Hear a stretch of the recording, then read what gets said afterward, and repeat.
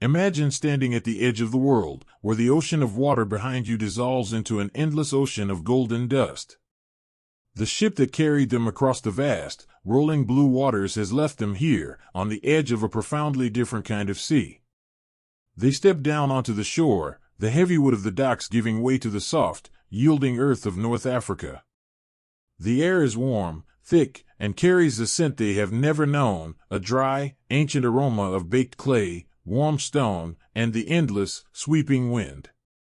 The familiar sounds of crashing waves and the deep, rhythmic hum of the ship's engines slowly fade away, replaced by a quiet so vast it almost rings in their ears. They are far from home.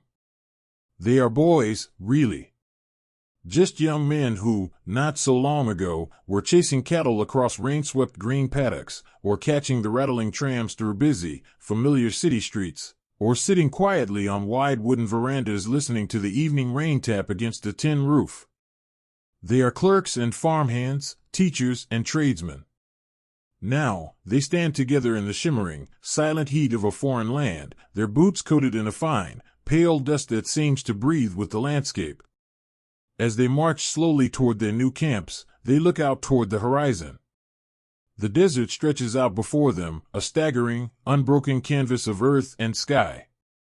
There are no gentle hills covered in eucalyptus, no bustling harbor towns, no comforting landmarks to guide their eyes. There is only the sand, rising and falling in elegant, frozen waves, rolling on and on until it blurs into the pale blue of the sky. It is a landscape of profound, striking beauty, but it is a beauty that feels deeply isolating. It is empty. It is indifferent. And to a young man thousands of miles from his mother's kitchen or his sweetheart's embrace, that emptiness feels like a physical weight settling upon his chest. The dust here is unlike the dirt of their homeland. It is incredibly fine, almost like powdered sugar or milled flour. It catches in the warm afternoon breeze, swirling in delicate, ghostly ribbons. It settles softly on their shoulders, and the creases of their rough woolen uniforms, and on their eyelashes. They blink it away, tasting the dry earth on their lips, an ever-present reminder of where they are. They share quiet, sidelong glances with one another. In these glances, there are no words needed. They all feel the same sudden, sharp pang of awe mixed with a deep, echoing homesickness. When the sun begins to lower, the true magic of the desert reveals itself. The harsh, brilliant, blinding white of the afternoon sun slowly softens. The light melts into heavy, luminous pools of liquid gold, washing over the dunes and casting long, soft shadows that stretch out like reaching fingers. The sky transforms into a breathtaking watercolor painting. Streaks of fiery orange and delicate pink bleed into deep, bruised purples, and finally, into a calming, velvet indigo. The men stop what they are doing. They pause their digging, they set down their heavy packs, and they simply watch. For a few precious moments, the fear of what is to come, and the sorrow of what they have left behind, is entirely washed away by the sheer, quiet majesty of the twilight. Then, the desert evening breathes its long, cool sigh. The searing heat of the day vanishes, replaced by a sudden, crisp chill that bites gently at their cheeks. It is a stark reminder of the unforgiving nature of this beautiful, lonely place. They pull their coats a little tighter around their shoulders, seeking warmth, seeking comfort. Night falls over the encampment. And with the dark, come the stars. Out here, far removed from the glowing street lamps and the hazy smoke of the cities they knew, the night sky is not just a canopy. It is a vast, glittering dome, heavy with light. The stars are scattered across the blackness like crushed diamonds. Some of the men lie on their backs against their bedrolls, hands folded behind their heads, staring upward into the endless dark. They search the heavens for familiar constellations, looking for the Southern Cross, hoping to find a small piece of home painted in the stars. But the sky feels different here. It feels older, wider, and impossibly quiet. It is in these quiet, darkened hours that the private heart of the soldier truly beats. The bravado of the daylight fades, leaving only the gentle, fragile reality of the human spirit. In the dim, blue glow of the moon, or by the carefully shielded flicker of a solitary match, you can see them. Young men, sitting quietly in the shadows. Their backs rest against whatever small comfort they can find, a canvas pack, a wooden crate, the sloping, sandy wall of a freshly dug trench. In their hands, held with the utmost reverence, are pieces of paper. They are letters.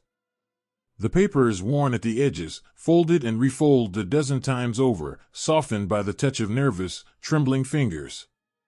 To the rest of the world, it is just ink and paper.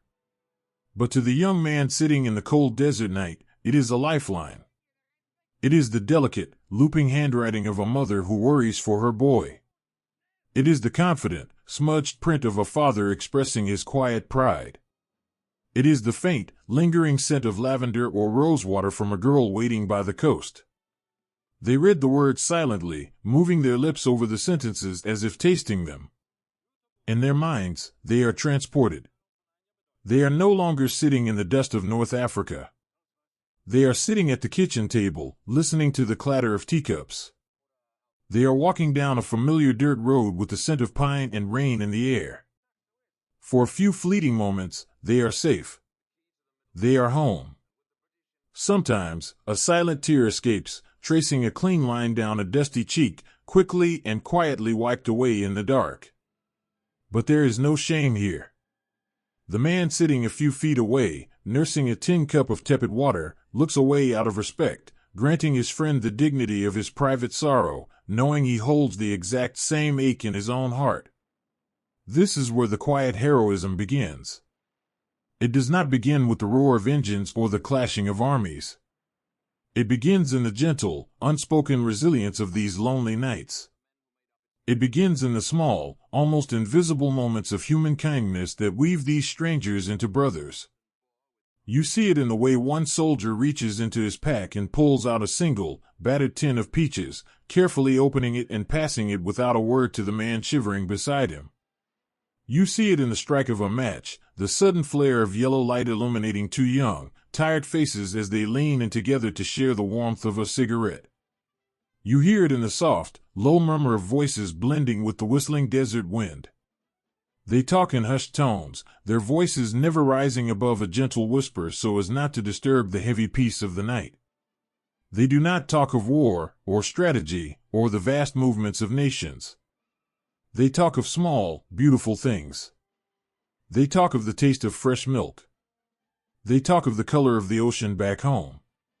They talk of the dogs they left behind, and the old cars they plan to fix up when they return.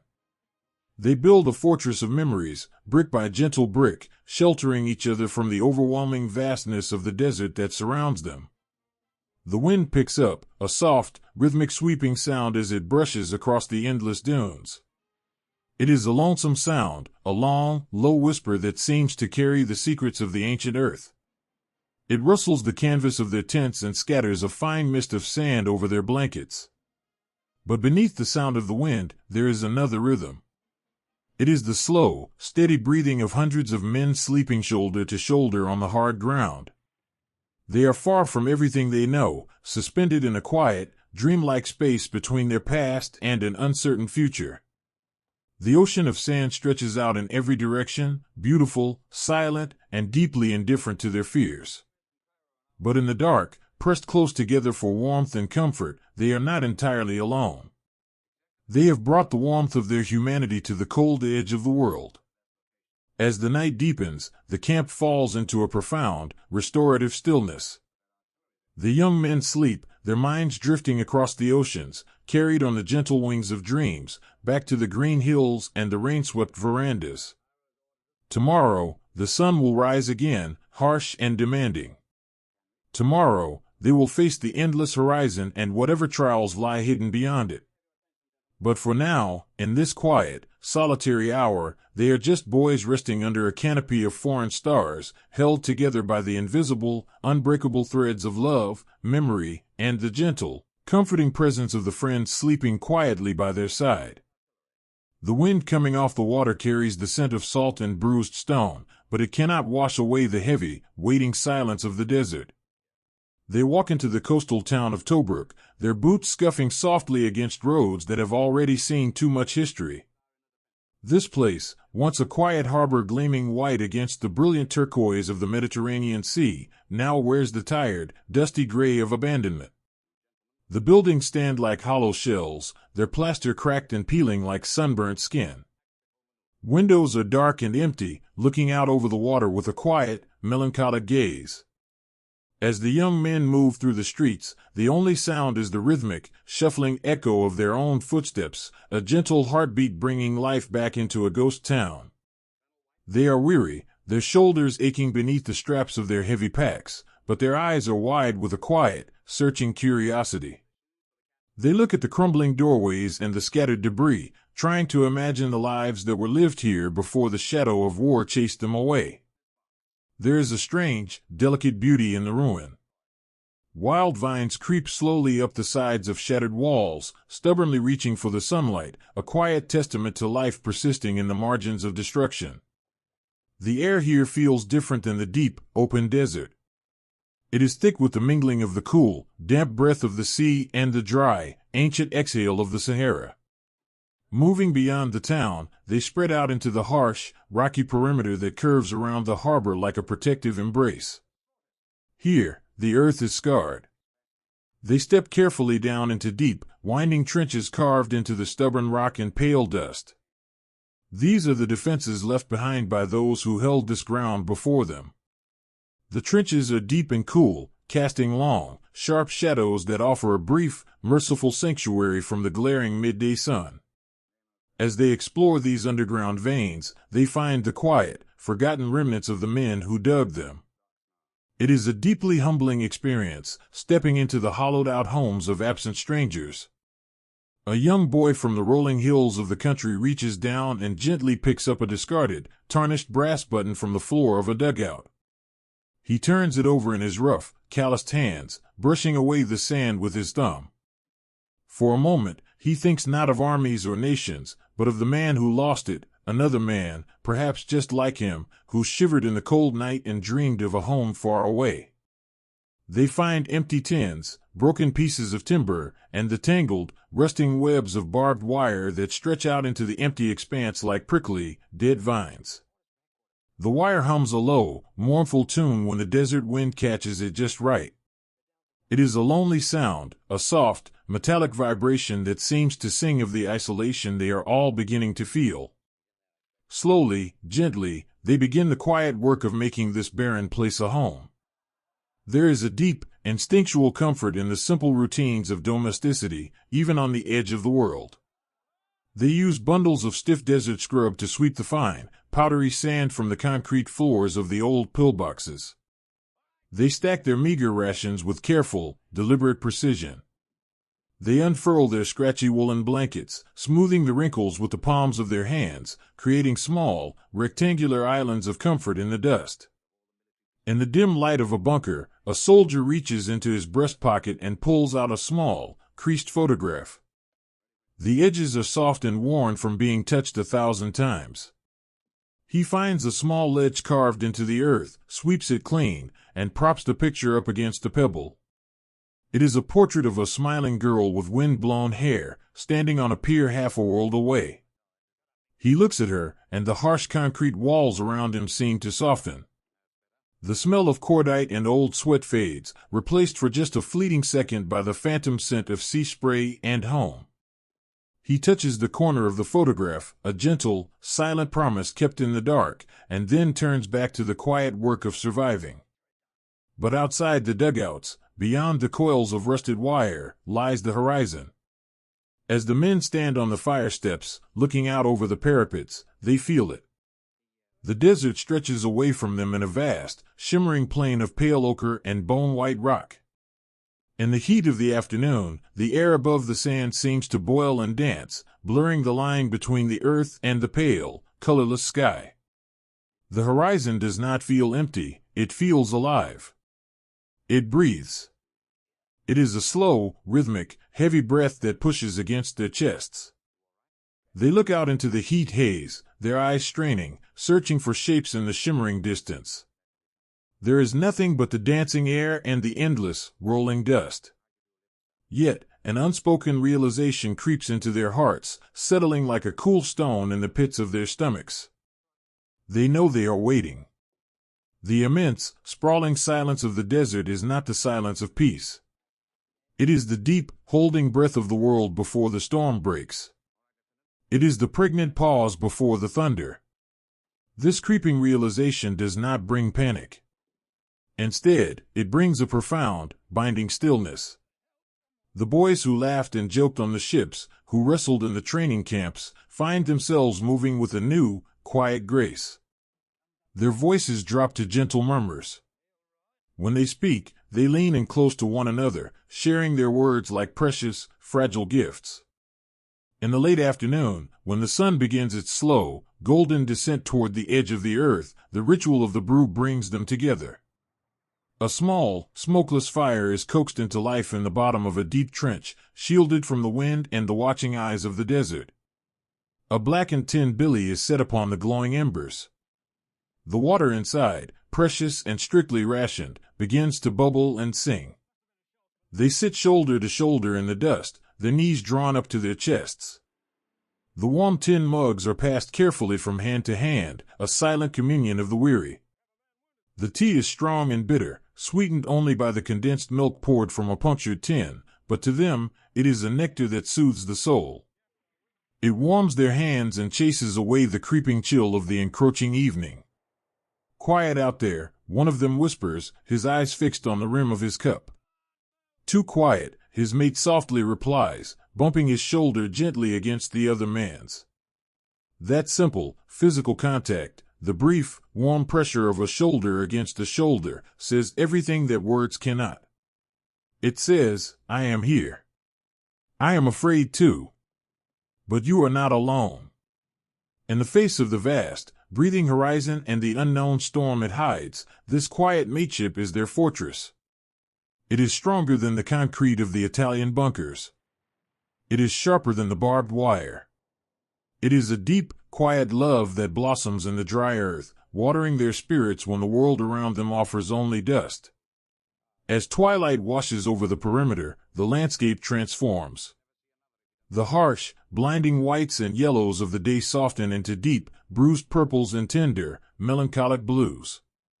The horizon loses its sharp, dancing edge and blends seamlessly into the darkening sky. Behind them, the ruins of Tobruk fade into shadows, and the gentle, rhythmic lapping of the Mediterranean Sea against the harbor walls becomes the loudest sound in the world. The sea is a comfort. It is a liquid bridge that connects this lonely, battered outpost to the lands they left behind.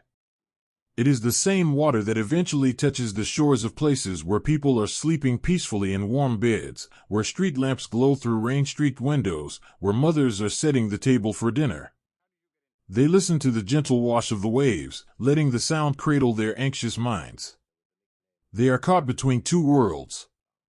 At their backs, the dark, comforting embrace of the sea. Before them, the silent, breathing mystery of the desert night.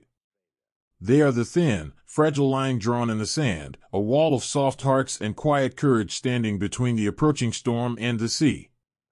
Night falls, wrapping the trenches in a thick, velvety darkness. The men settle into their dugouts. Some pull their coats tight around their necks, seeking warmth against the sharp, sudden chill of the desert night.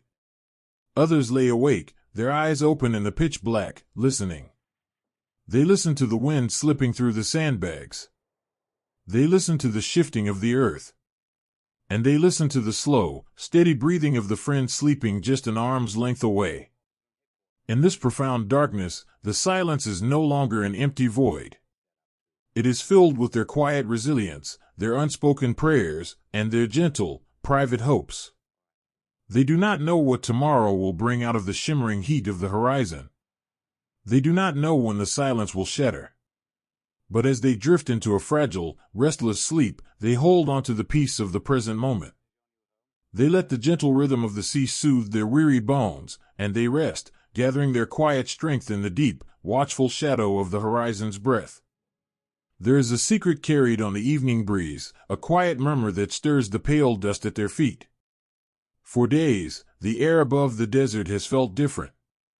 The sun still beats down upon the white rocks, and the sky remains that same vast, unbroken canopy of blue, but there is a new weight resting upon the shoulders of the men. It is the weight of anticipation, a gentle, invisible pressure that weaves its way through the trenches and into the cool, shadowed depths of their dugouts. The wind, which usually brings nothing but the dry scent of baked earth and the distant salt of the Mediterranean, now seems to carry whispers. They do not get their news from crisp morning papers or the crackling voices of radio broadcasters. Out here, on the lonely edge of the world, news travels like the fine, pervasive desert sand. It drifts. It settles. It passes from man to man in the quiet moments between duties. A softly spoken word while sharing the warm, glowing ember of a match. A lingering glance exchanged over a battered tin of bully beef. A rumor, breathless and fragile, spoken into the collar of a woolen coat so the wind might not snatch it away. The whispers say that a storm is gathering just beyond the horizon. They say an unseen enemy is moving across the dunes, a vast, mechanical tide rolling slowly toward their quiet sanctuary by the sea. They do not know the numbers, and they do not care for the grand strategies of generals. To a young boy from the rolling, green pastures of home, sitting in a dusty hole thousands of miles away, the approaching army is simply a looming shadow. It is a trial yet to be named, a test of the spirit that they can feel in their bones, even if they cannot yet see it with their eyes. This creeping realization does not bring chaos. It brings a profound, binding stillness. When a man faces the unknown, he clings tightly to the familiar. And so, the soldiers turn to the simple, rhythmic comforts of their daily lives.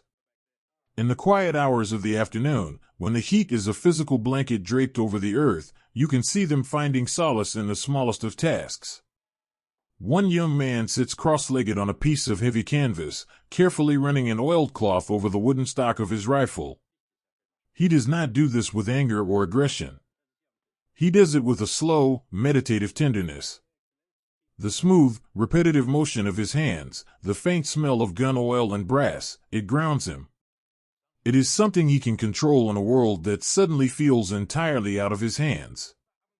Beside him, another soldier is delicately mending a tear in his sun-faded shirt with a needle and a spool of thick, dark thread.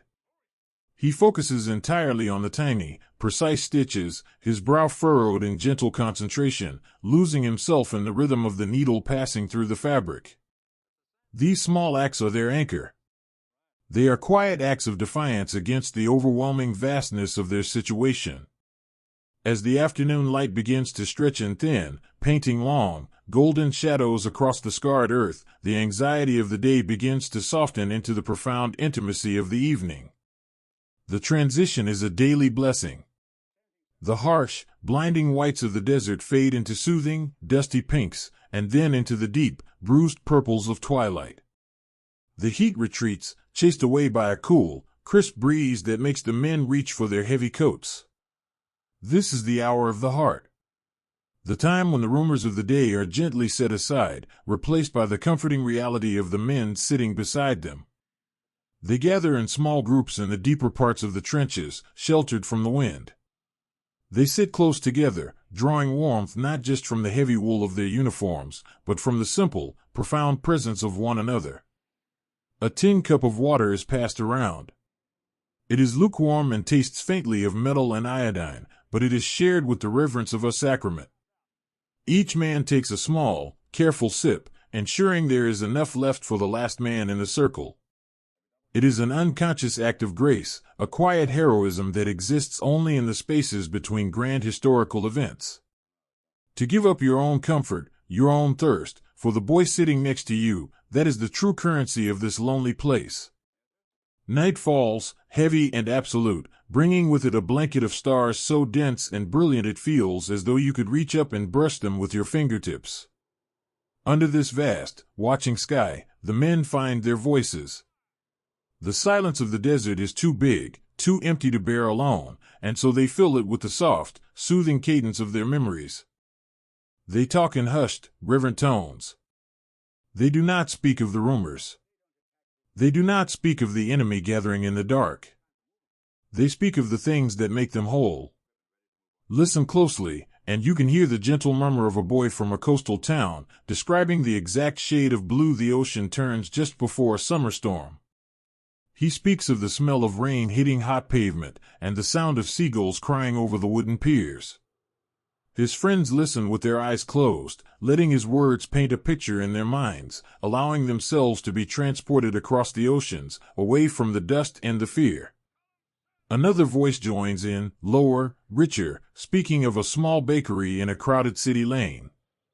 He describes the warmth of the ovens in the early morning, the sweet, heavy scent of yeast and melting butter, the powdery dusting of flour on his mother's apron. The men smile in the dark. They can almost smell it. For a few precious, fleeting moments, the trench is not a scar in the earth, it is a sanctuary woven from the threads of their shared longing. In these quiet conversations, there is a bracing of the spirit. They are not preparing for battle with hardened hearts, they are preparing with softened ones. They are reminding themselves of what is beautiful in the world, of what is worth waiting for, of what is worth holding onto when the horizon finally breaks. The love they have for their families, for their sweethearts, for their sun-drenched homes, it forms an invisible, unbreakable armor around them. Sometimes, words are not enough. In the corner of a dugout, illuminated by the frail, flickering orange glow of a solitary candle, a soldier sits with a pad of paper resting on his knees. He is writing a letter. The scratching of his pencil against the paper is a gentle, rhythmic sound, like the scuttling of a small beetle in the dry leaves. He pauses often, looking up into the shadows, searching for the right words. He wants to convey his love without revealing his fear. He writes about the beauty of the desert sunsets, about the strange, colorful lizards that dart across the rocks, about the good friends he has made. He folds the letter carefully, pressing the creases flat with his thumb, sealing a piece of his heart inside. He tucks it into his breast pocket, right over his heart, a paper shield against the encroaching dark. As the night deepens, the conversations slowly fade into a comfortable, shared silence. The chill of the desert air is absolute now, seeping into the earth, but the men do not move apart. They pull their blankets tighter, shifting closer until shoulders and knees touch. They become a single, breathing entity, a cluster of humanity finding warmth in the coldest of places. One by one, they drift into sleep. Their breathing slows, settling into a gentle, collective rhythm that rises and falls like the tide they crossed to get here. The desert wind continues to blow above them, sweeping across the barren plains, carrying the dust and the rumors of tomorrow. It whispers through the coils of barbed wire and rustles the dry, scrubby bushes that cling to the dunes. But down here, in the cool earth, there is peace. The unseen enemy may be gathering beyond the dunes, but tonight, they are kept at bay by the quiet resilience of the human spirit. The men rest, guarded by the brilliance of the stars and the silent, steadfast love of the brothers sleeping by their side. They do not know what the morning will bring. But as they sleep, held safely in the gentle embrace of the night, they are enough. They are ready. They are together.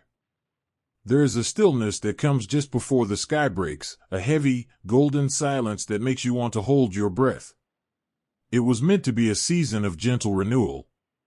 It was Easter, a time when the world usually softens and begins again. In the minds of the young men stationed in the deep, rocky trenches of Tobruk, their thoughts drift far across the oceans to the homes they left behind. They close their eyes and can almost hear the familiar, melodic chiming of church bells ringing through the crisp, autumn air of an Australian April. They can almost smell the warm, spiced scent of hot cross buns cooling on a kitchen counter, and see the soft, comforting faces of their families gathering in their Sunday best.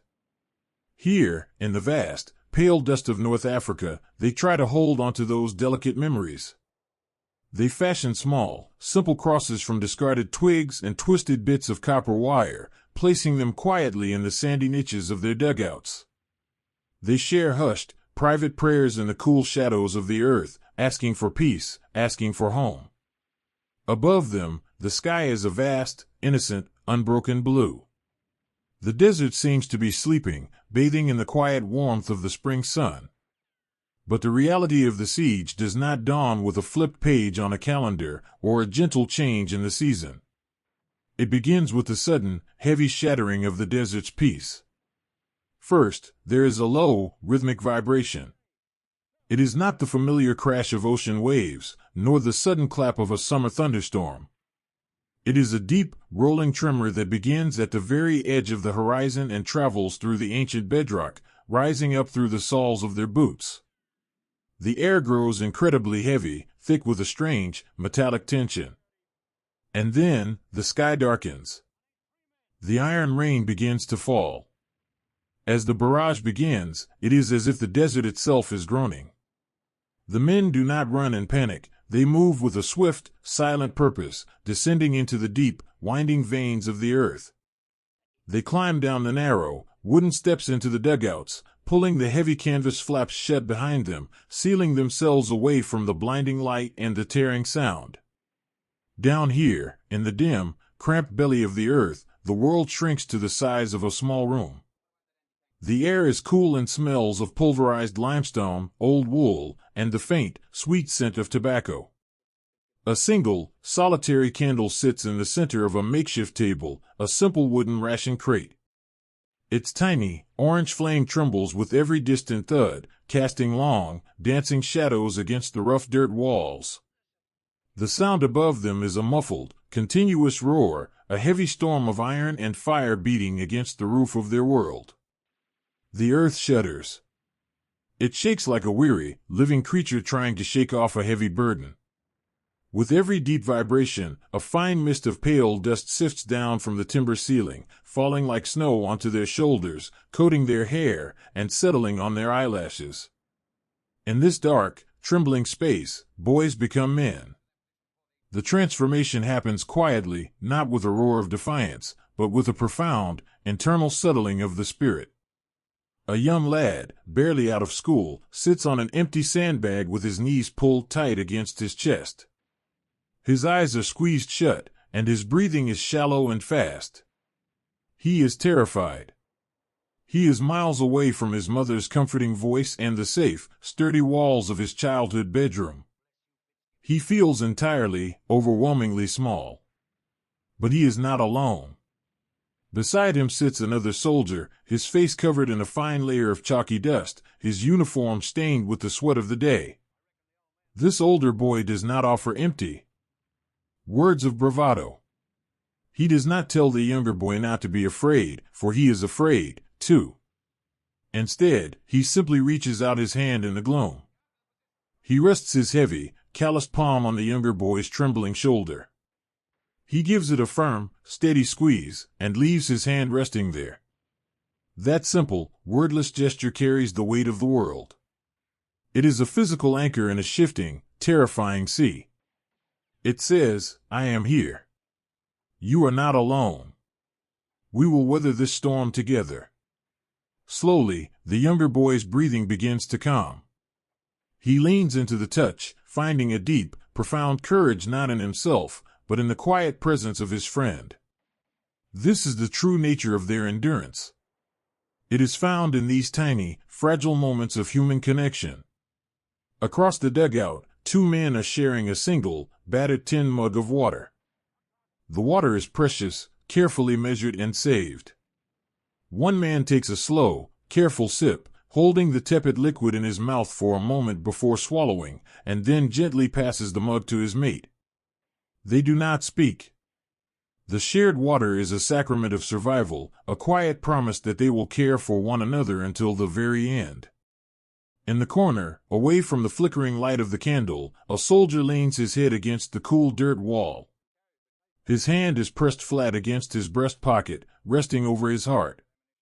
Beneath his rough, woolen uniform, safely tucked away from the dust and the danger, is a letter. It arrived days ago, written on thin, delicate paper that smells faintly of lavender. As the earth shakes around him, he closes his eyes and recites the words from memory. He hears his wife's voice, clear and sweet, reading the lines to him. He imagines her sitting by the window in their living room, the late afternoon sun catching her hair. The memory is a warm ember glowing in the dark, shielding his mind from the storm outside. The iron rain may batter the earth, but it cannot touch the love he holds in his chest. Hours stretch into long, shadowy ribbons. Time loses its meaning down in the dark. There is no morning, no noon, no night, only the trembling earth and the steady, comforting sound of the men breathing together. They learn to sleep in snatches, leaning against one another, their heads resting on a neighbor's shoulder. They become a single, breathing entity, a patchwork quilt of tired, dusty humanity woven together by necessity and love. When the heavy thudding finally begins to slow, the silence that follows is almost as deafening as the noise. The ground stops its restless shuddering. The fine rain of dust from the ceiling slowly ceases. The men wait, holding their breath, listening to the vast, hollow quiet. Slowly, carefully, they begin to move. They brush the thick layer of white dust from their sleeves and help each other to stand. Their joints are stiff, their muscles aching from the tension, but they are alive. They look at one another in the dim candlelight. Their faces are pale masks of chalky dirt, their eyes bright and wide in the gloom. They share a collective, silent exhale. One by one, they climb the narrow dirt steps. They push aside the heavy canvas flap and step out into the trench. The air is cool and sharp, smelling strongly of burnt earth and cordite, but it is beautifully, mercifully fresh. They take deep, ragged breaths, filling their lungs with the night. The landscape around them has changed. The perimeter is scarred, the sandbags torn and spilling their contents into the dust. The town of Tobruk behind them is shrouded in a hazy veil of smoke. The realization settles over them like a heavy, woolen blanket. The siege has truly begun. They are surrounded. They are entirely cut off from the rest of the world, trapped on this lonely, battered stretch of coastline. But as they look up, the lingering dust in the air begins to clear, revealing the deep, velvet indigo of the desert night. The stars are still there. They are bright, steadfast, and completely untouched by the chaos below. They twinkle with a cold, calming light, a reminder that the world is vast, and this storm, too, is only temporary. The boys who went down into the earth hours ago have emerged as something entirely different. They are no longer just young men far from home. They are the rats of Tobruk. They have looked into the dark, and they have found that the greatest light they possess is the love they have for the man standing next to them. They lean against the trench walls, passing a freshly rolled cigarette down the line. The small, glowing cherry illuminates their tired, soot-stained faces one by one. There is a quiet, profound peace in their eyes now. It is the peace of knowing that whatever comes out of the desert tomorrow, whatever storms of iron and fire they must face, they will not face them alone. The desert is harsh, and the enemy is vast, but down here, in the quiet, dusty trenches, their hearts are an unbreakable fortress. And as the gentle wind sweeps over the scarred earth, carrying away the smoke, they settle back into the quiet night, watching the horizon, and keeping each other safe. Beneath the scorching gaze of the desert sun, a secret world of shadows and whispered hopes was gently taking root. The surface of the desert had become a place of blinding light and jagged, unpredictable noise. The air above the trenches shimmered with a heat so fierce it seemed to warp the very horizon, turning the pale dust into a mirror of the sun. And so, to find peace, the young men of the garrison became creatures of the earth. They dug deeper, scraping away the dry, chalky soil until they reached the cool, undisturbed darkness below. Down here, the angry roar of the world above was muffled. It was turned into a dull, distant thudding that felt more like the heavy, sleeping heartbeat of the land than a storm of iron. The dugouts became their sanctuaries. Stepping down the narrow, earthen stairs was like stepping out of the harshness of a blinding noon and into the quiet, welcoming embrace of a long twilight. The air in these underground rooms was thick and still, smelling of raw limestone, old canvas, and the sweet, lingering scent of pipe tobacco. It is a strange thing to make a home inside the ground, but the human heart is wonderfully adaptable, always seeking out warmth and light even in the deepest shadows. With gentle, calloused hands, the soldiers carved small shells into the dirt walls to hold their meager, precious treasures. A battered tin mug. A folded, faded piece of paper. A stub of a pencil. A smoothed river stone, carried all the way from a creek bed back home, rubbed bright by a thumb seeking comfort in the dark. They swept the dirt floors until they were as smooth as polished wood, and hung heavy, woolen blankets across the doorways to keep the creeping, whispering sand at bay. In the dim, honey-colored glow of makeshift lamps, often just a tin of scavenged oil with a strip of torn shirt for a wick, their faces took on a soft, golden hue. The sharp lines of exhaustion and the grim masks of duty were smoothed away by the shadows. In this gentle light, they did not look like soldiers holding a desperate, lonely line at the edge of the world. They looked like boys camping in the woods, huddled together, sharing secrets long after the rest of the world had gone to sleep. They moved with a careful, quiet grace in the cramped spaces, learning the delicate, unspoken choreography of living shoulder to shoulder. If a man needed to stretch his aching legs, his neighbor would quietly pull his own knees to his chest to make room.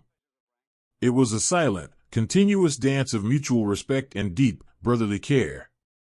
No one complained of the cramped quarters. The proximity of another breathing, living soul was a comfort that warded off the vast emptiness of the desert above. In the center of one of the larger dugouts sat a marvel of their isolated world, a bulky, wooden radio set. It was a fragile, invisible bridge to the vast, spinning globe that felt so impossibly far away. In the evenings, when the desert above began its rapid cooling, a small group of men would gather closely around the wooden box. One of them would slowly, delicately turn the tuning dial, his ear tilted toward the mesh speaker, listening through the thick, crackling blanket of static for a human voice. Sometimes, as if by magic, they caught the faint, ghostly strains of a dance band playing in a London ballroom. The sweeping strings and bright brass sounded utterly surreal in the dusty gloom, making them close their eyes and sway gently, imagining the rustle of silk dresses and the clinking of champagne glasses. But on other nights, the radio caught a different kind of broadcast. The airwaves carried a voice from across the unseen enemy lines, speaking in crisp, carefully enunciated English. It was a voice designed to chip away at their spirits, to pour cold, dark water on the warm embers of their hope. The voice drifted from the speaker, filling the small, earthen room. It spoke of their isolation. It told them, in a mocking, theatrical tone, that they were entirely surrounded, cut off from the sea and the sky, forgotten by their commanders and abandoned by their country. And then, the voice delivered its final, calculated sting. It called them rats. The voice said they were nothing more than rats, caught in a trap of their own making, scurrying in the dark earth, waiting helplessly for the inevitable end. The broadcaster intended the word to be a heavy stone, dropped into the calm waters of their resolve to create ripples of panic and shame. He wanted it to mean dirty, small, and frightened. The voice faded into a hiss of static, leaving a profound, hanging silence in the dugout. For a long moment, nobody moved. The men sat in the dim amber light, their eyes resting softly on the wooden radio. The word hung in the still air, waiting to be absorbed. And then, from the darkest corner of the room, someone let out a soft, low chuckle. It was a gentle sound, warm and entirely free of malice. A young man with dust lightening his dark hair and a worn, oversized woolen sweater leaned his head back against the dirt wall and smiled. Beside him, an older soldier caught the sound, and a slow, knowing grin spread across his own tired face. The smile traveled around the small circle of men like a quiet, comforting flame passed from candle to candle, lighting up their eyes. They did not feel insulted. They did not feel small. In the deep, quiet wisdom that only hardship can teach, they saw the profound truth in the insult, and with a collective, unspoken agreement, they claimed it. Yes, they were underground. Yes, they had dug themselves into the earth to survive the storm above. But they knew the immense, quiet strength it took to endure the dark. They knew the fierce, stubborn resilience required to hold on to life and love when everything around them sought to extinguish it. If a rat was a creature that could survive the harshest of winters, that could adapt and endure in the narrowest of spaces, that could fiercely and loyally defend its own family, then they would gladly be rats. It became a badge of honor, whispered with a quiet, fierce pride in the shadows. The Rats of Tobruk. The name did not bring fear, it brought a strange, unifying joy. It was a secret joke shared among brothers, a quiet rebellion against the dark intentions of the world. They had taken the enemy's heaviest stone, brushed the dirt from it, and used it as the foundation for their own unshakable identity. As the night deepened, the radio was gently clicked off, and the dugout returned to the soothing murmur of quiet conversation. The shared smile over their new name lingered in the air, a comforting warmth that pushed back against the encroaching chill of the desert night. The men felt closer now, bound not just by circumstance, but by a shared, defiant spirit that could find humor and strength in the darkest of places. In his small corner, illuminated by the frail light of a solitary candle, a soldier carefully unfolded a piece of paper, balancing it gently on his knees. He dipped his pen into a small glass bottle of ink. The scratching of the nib against the paper was a familiar, grounding rhythm, like the ticking of a grandfather clock in a quiet hallway. He was writing to his mother, a woman with kind, worried eyes who lived in a house where the front porch was covered in climbing roses. He did not write about the roaring skies or the blinding, choking dust. He wrote about the quiet moments. He told her about the beautiful, bruised purples of the desert twilight, and how the stars here looked like crushed diamonds scattered on black velvet. And, with a quiet smile touching his lips, he told her of his new title. He wrote that he was proud to be one of the rats, because being a rat meant he was surviving, and surviving meant he was one day closer to walking back up the path to her front door. He imagined her reading the letter at her kitchen table, a cup of tea cooling beside her. He knew she might cry softly, but he hoped she would feel the love woven into every looped letter and ink smudge, and know that her boy was safe in the embrace of his friends. He folded the paper carefully, running his thumb along the crease, feeling a delicate, invisible tether stretch across the vast oceans, anchoring his heart to hers. The hours slipped away, soft and unnoticed in the underground sanctuary. The conversation slowed to sleepy murmurs, and then faded into silence. One by one, the men lay back on their blankets. They pulled their heavy coats over their shoulders, tucking their hands into their pockets to keep warm. The scent of the cool earth rose around them, no longer smelling of a grave, but of a mother's protective embrace. It held them close, shielding them from the wind and the worry of the surface. They were the Rats of Tobruk. They were young men from sunny, distant shores, now living deeply and quietly in the dark. But as they closed their eyes, listening to the gentle, synchronized breathing of the friends sleeping softly beside them, there was no fear in the dugout. There was only the quiet, steadfast pulse of life, stubborn and bright, beating safely beneath the sand. They rested peacefully, held together by a shared smile, an unbreakable bond, and the simple, beautiful promise of tomorrow. There is a sacred hour, long after the sun has surrendered its fire, when the desert finally learns to hold its breath. When the deep, velvety blanket of the North African night settles over the scarred earth, the relentless rhythm of survival slowly gives way to something much softer. The wind loses its biting edge, smoothing into a gentle, sweeping sigh that brushes over the sandbags and whispers through the twisted wire. Down in the deep, earthen dugouts, the men feel this subtle shift in the air. The heavy burdens of the day, the blinding light, the stifling heat, the endless watching of the empty horizon, are gently set aside. It is time, at last, to go home. They do not leave the trenches, of course.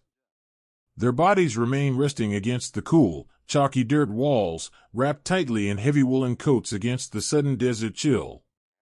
But in their minds, in the quiet, fragile spaces of their hearts, they cross oceans. It begins with the lighting of the lamps. A match is struck, a sharp, brief hiss in the dark, and a tiny teardrop of golden flame blooms to life. The light is weak, trembling gently in a makeshift lantern fashioned from a discarded tin and a scrap of cloth, but it is enough. It casts a warm, amber glow that pushes back the shadows just far enough to create a small, private sanctuary. In this soft light, the grim realities of the siege melt away, leaving only the gentle, tired faces of young men seeking comfort. From the breast pockets of their stiff, dusty tunics, closest to their beating hearts, they draw out their most precious possessions. They are not medals of silver or bronze. They are not rations or ammunition. They are simple, folded pieces of paper. To watch a soldier handle a letter from home is to watch a man handle something holy.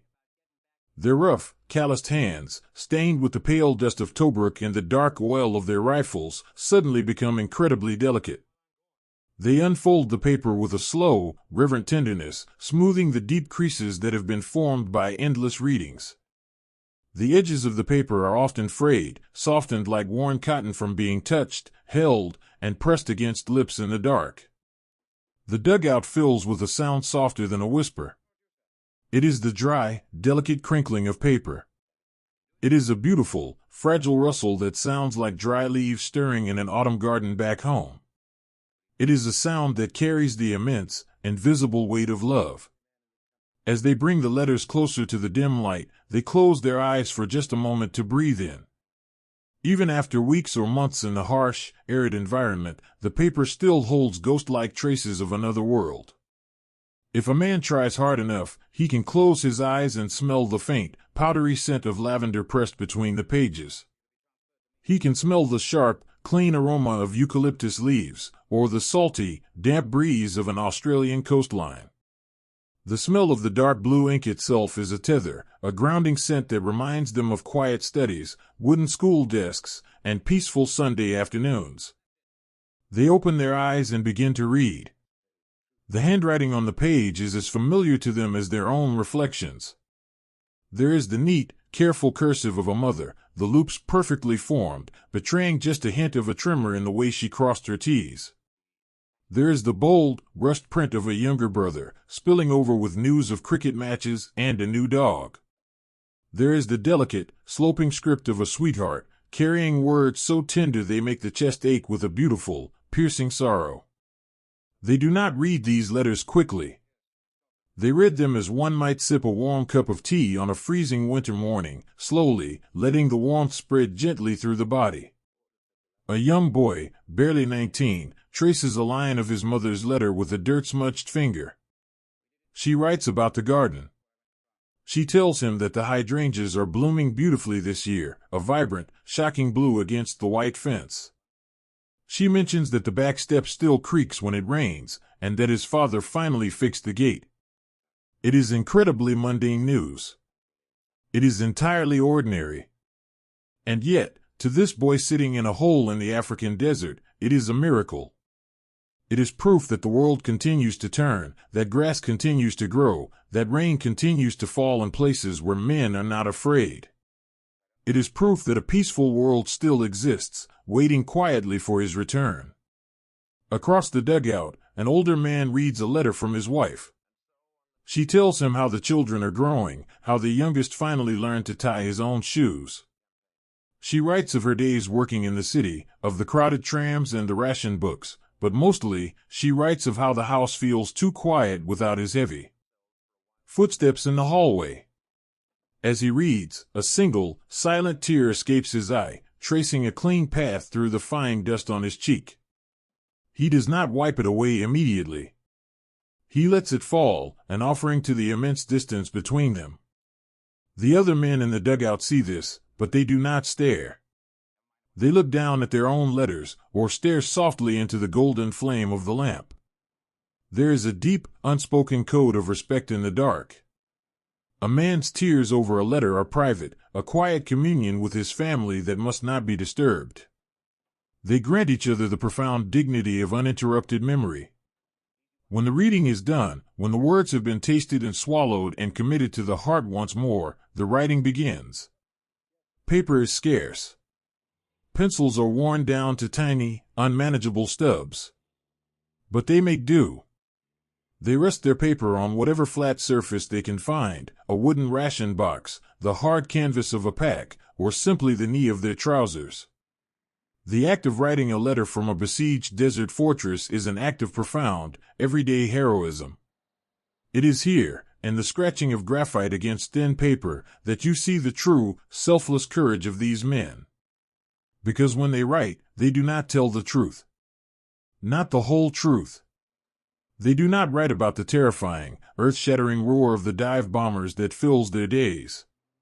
They do not write about the biting, endless thirst, or the way the dust coats their tongues and stings their eyes.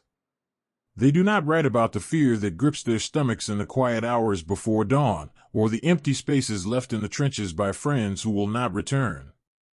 Instead, they craft a shield of words to protect the people they love. They write to their mothers and fathers, their wives and their sweethearts, and they paint a picture of quiet resilience. They write that the weather is warming up nicely, like a good summer back in Perth or Sydney. They write that the food is plentiful, even if it is a bit dull, and that they are keeping their heads down and staying safe. They write about the deep, unwavering mateship that surrounds them. They tell stories of the funny things the boy in the next dugout said yesterday, or the stray desert dog they have adopted and named. A soldier pauses, chewing thoughtfully on the end of his pencil, his brow furrowed in the dim light. He looks up at the dirt ceiling, searching for the right phrase. He wants to say, "I am so desperately homesick that I cannot breathe." But he looks down and writes, "I miss you all dearly, but we are doing fine here, keeping our chins up." They pour all of their love, all of their longing, into these fragile blue pages. They fold their courage into the envelopes. They seal them with a damp kiss in the dark, trusting that these flimsy vessels will somehow navigate the perilous oceans, slip through the chaos of a world at war, and land softly on a familiar doormat. These letters are their legacy. They are not grand declarations of military strategy, they are quiet, profound declarations of humanity. They are whispers of love sent up into the night, hoping to reach the stars and bounce back down to the southern hemisphere. As the hour grows late, the scratching of the pencils slowly ceases. The men gently blow gently on the ink to dry it, careful not to smudge the precious words. They fold their outgoing letters and tuck them safely into their packs, ready for the perilous journey of the Tobruk mail run. Then, they take the letters they received, the ones they have read and reread until they know them by heart, and they carefully refold them. They place them back into their breast pockets, buttoning the flaps securely. They want the paper resting right against their chests, so that with every breath they take in the cold desert night, they can feel the gentle pressure of their family's love. One by one, the small amber flames of the makeshift lamps are blown out. The dugout plunges back into the deep, velvet darkness. The scent of extinguished smoke mingles with the smell of the cool earth. The men settle down onto their blankets, pulling their heavy coats up to their chins. They shift their shoulders against the hard ground, finding the familiar grooves they have worn into the dust. Outside, the desert wind continues its long, sweeping song, blowing the pale sand across the endless dunes. It is a lonely sound, but tonight, it does not feel quite so cold. As they close their eyes and drift toward sleep, their minds are no longer confined by the dirt walls or the barbed wire above. They are walking down a sunny street in Adelaide. They are sitting on a veranda in Brisbane, listening to the rain. They are holding a soft hand in the quiet of a country parlor. The crinkling of paper and the smell of ink have done their magic. They have built an invisible, unbreakable bridge across the world. And as the men of the garrison sleep, resting in the quiet, breathing dark, they are not alone. They are tethered tightly to a world of peace, wrapped safely in the memories of home, and held gently in the light of the stars. There is a space between worlds where the earth belongs to no one, and the night holds 1,000 held breaths. Beyond the comforting, chalky walls of the deep trenches, beyond the rusted coils of wire that mark the edge of their known world, lies a vast and empty ocean of dust. They call it no man's land. It is a place of profound silence, a sprawling canvas of pale rock and deep, pooling shadows that stretches out beneath the watchful gaze of the desert stars. During the day, it is an anvil, baking under the unforgiving sun, empty and still. But when the night falls, painting the desert in strokes of velvet and silver, this empty space comes quietly, terrifyingly alive. In the deepest hours of the dark, long after the camp has settled into a restless slumber, a small group of men prepares to leave the safety of the earth. They gather in the narrowest part of the trench, their movements slow, deliberate, and entirely silent. There are no orders shouted here. There is no bravado. The air is thick with a solemn, quiet focus, heavy with the weight of what they are about to do. They are preparing to step out of the fortress and into the open dark. Watch them as they get ready. The transformation is a gentle, intimate ritual. A soldier reaches into his pocket and pulls out a piece of burnt cork, saved from a bottle long ago. He strikes a match, holding the flame to the cork for just a second, letting it catch and smoke, before pinching it out. The smell of charred wood briefly cuts through the scent of the dust. With careful, reverent fingers, he rubs the blackened ash across his cheeks, his forehead, and his chin. He turns to the man beside him, a boy who used to work in a bright, sunlit bakery back in Melbourne, and gently rubs the soot onto his friend's face, too. They are erasing themselves. They are letting go of the young men they were in the daylight, becoming creatures of the shadows, blending their pale skin into the canvas of the night. In the dim light of the moon, only their eyes remain bright, shining with a quiet, shared vulnerability. They strip away anything that might betray them. They wrap thick pieces of torn burlap around the metal clasps of their webbing so they will not clink. They tie soft rags around the soles of their heavy boots to muffle their footsteps against the unforgiving stone. A soldier carefully removes a small, silver pocket watch his father gave him, wrapping it in a spare pair of woolen socks and placing it gently at the head of his bedroll. Next to it, he leaves a folded letter. It is a silent, unspoken acknowledgement of the fragility of the night. If he does not return before the dawn, a friend will know exactly where to find his heart and where to send it. When they are ready, they line up at the foot of the wooden ladder. They look at one another. It is a look of absolute, unconditional trust. They do not need to speak to say, "I will watch your back. I will keep you safe. We go into the dark together, and we come back together."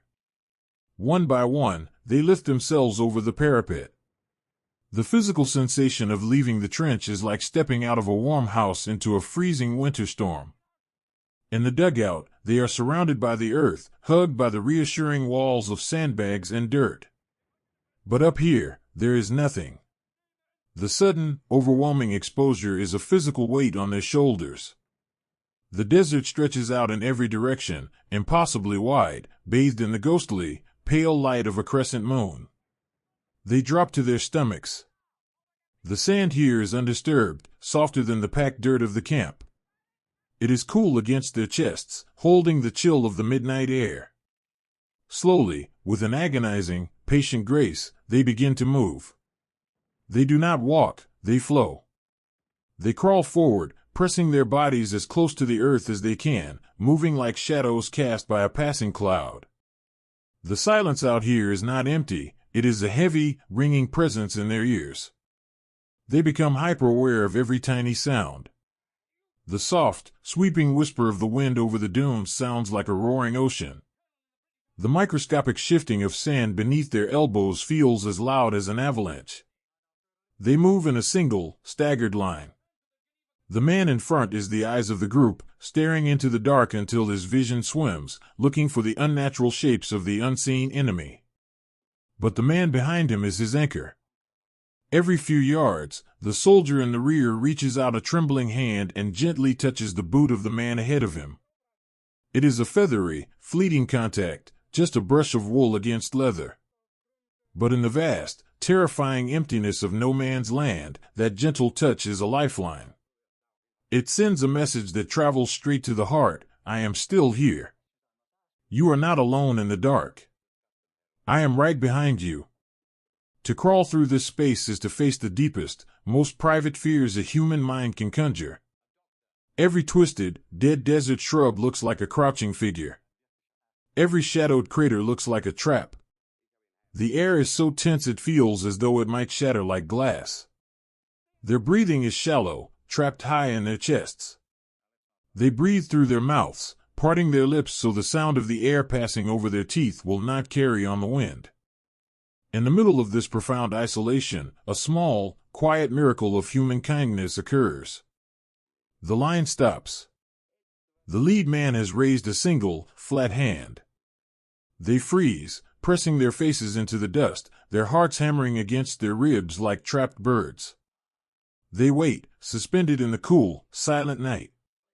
Suddenly, the youngest boy in the middle of the line, a boy whose hands are shaking so badly he can barely hold his rifle, feels a tickle in his throat.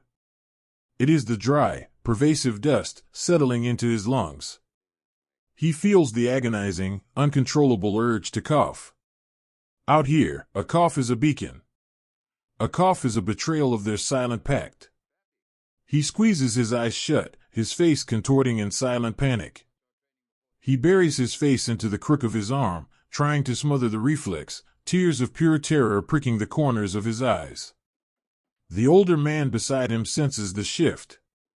He sees the boy's shoulders trembling. He understands instantly. Without a second thought, the older soldier slides over the sand, closing the gap between them. He reaches out and wraps his heavy, warm arm around the boy's shoulders, pulling him tight against his own side. He presses his hand firmly, but gently, against the boy's back, right between his shoulder blades. He leans his head down, pressing his cheek against the boy's temple. He does not speak, but his touch says, "Breathe with me. Take my strength. Hold it in." The boy focuses entirely on the steady, rhythmic pressure of the man's hand on his back. He focuses on the solid, warm presence of his friend. Slowly, agonizingly, the tickle in his throat begins to subside. The panic recedes, washed away by the profound, comforting wave of a brother's care. The boy lets out a long, trembling exhale through his nose, safe. The older man gives his shoulder one final, reassuring squeeze, and slowly slides back into his position. This is the alchemy of the night patrol. In the crucible of no man's land, where fear threatens to consume them whole, they do not find their courage in anger, or in weapons, or in the abstract ideas of empires and wars. They find their courage entirely in one another. The terrifying emptiness of the desert only serves to push them closer together, forging a bond that is stronger than the steel of their bayonets. They are brothers, stitched together by the silver moonlight and the silent, shared breaths. Hours pass like lifetimes. They observe the shadows, they map the silence, they do the quiet, necessary work of the watcher. And then, finally, the lead man turns his hand.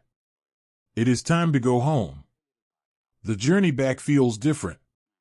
The oppressive weight of the unknown is replaced by a fierce, magnetic pull toward safety. They navigate by the stars, moving backward through the dust, their eyes fixed on the low, dark hump of their own sandbags in the distance. To see their own lines is to see the walls of a sanctuary. It is a promise of warmth, of rest, of a morning they have earned the right to see. When they finally reach the parapet, they do not climb over all at once. They slip over the edge one by one, pouring back into the trench like water returning to a well. As their boots touch the solid, familiar floor of the dugout, the transformation reverses. The tension that has been holding their muscles taut for hours suddenly snaps. A collective, weary sigh fills the small, earthen room. They drop their packs. They unwrap the rags from their boots.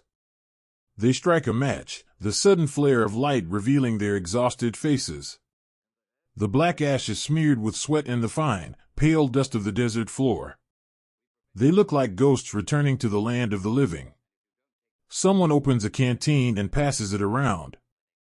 The water is stale and metallic, but as it washes over their dry, parched throats, it tastes like the sweetest wine. A soldier takes a small, rough towel and carefully wipes the soot from his friend's face, revealing the pale, tired skin beneath. It is a tender, deeply human gesture, washing away the shadows of no man's land and bringing the boy back into the light. They do not talk about what they saw out there in the dark. They do not talk about the fear, or the twisted wire, or the vast, listening emptiness. The words would only invite the cold back in. Instead, they settle back onto their blankets. The boy who left his silver watch and his letter carefully picks them up. He tucks the letter safely back into his breast pocket, right over his heart, and winds the watch, the soft, rhythmic ticking bringing a profound sense of normalcy back to the quiet room. The bond between them is different now. It is deeper, anchored in the silent terrors they have just survived together. They know that when the world stripped away everything, the light, the noise, the safety of the earth, all they had left was the man lying next to them in the dust. And it was enough. They pull their heavy coats over their chests and close their eyes. The desert wind continues to blow above them, sweeping across the pale, ghostly landscape of no man's land, erasing their tracks in the sand, burying the evidence of their midnight journey. But the invisible tracks they have left on each other's hearts are permanent. As they drift into sleep, held in the gentle, protective embrace of the dugout, they are finally at peace.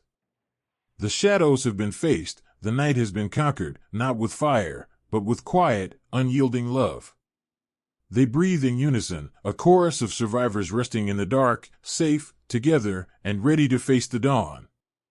There is a kind of heat that does not just warm the skin, but gently, persistently asks the body to surrender everything it has. When the sun rises over the North African desert, it does not arrive with the soft, welcoming glow of a spring morning. It arrives as an immense, undeniable presence, a heavy blanket of white light that bleaches the blue from the sky and presses down upon the vast, empty dunes. As the day unfolds, the harsh desert environment becomes a living, breathing companion in the trenches. It is as present as the sand, as constant as the wind, and it brings with it a quiet, profound trial that tests the very limits of human endurance. The earth here is ancient, and it is endlessly, desperately thirsty. The pale soil bakes under the midday glare, cracking into deep, intricate webs of dry clay that look like the lifelines on an old man's palm. And as the earth thirsts, so do the men who have made their homes within it. The heat creeps down into the dugouts, turning the cool sanctuaries of the morning into stifling, airless ovens by the afternoon. Thirst is not merely a sensation. In the desert, it becomes a state of being. It is a slow, creeping quiet that settles over the camp. The men learn to move with a deliberate, languid grace, conserving every precious ounce of energy. The lively, whispered conversations of the night fade away beneath the sun, because to speak is to open the mouth, and to open the mouth is to let the precious moisture escape into the dry, waiting air.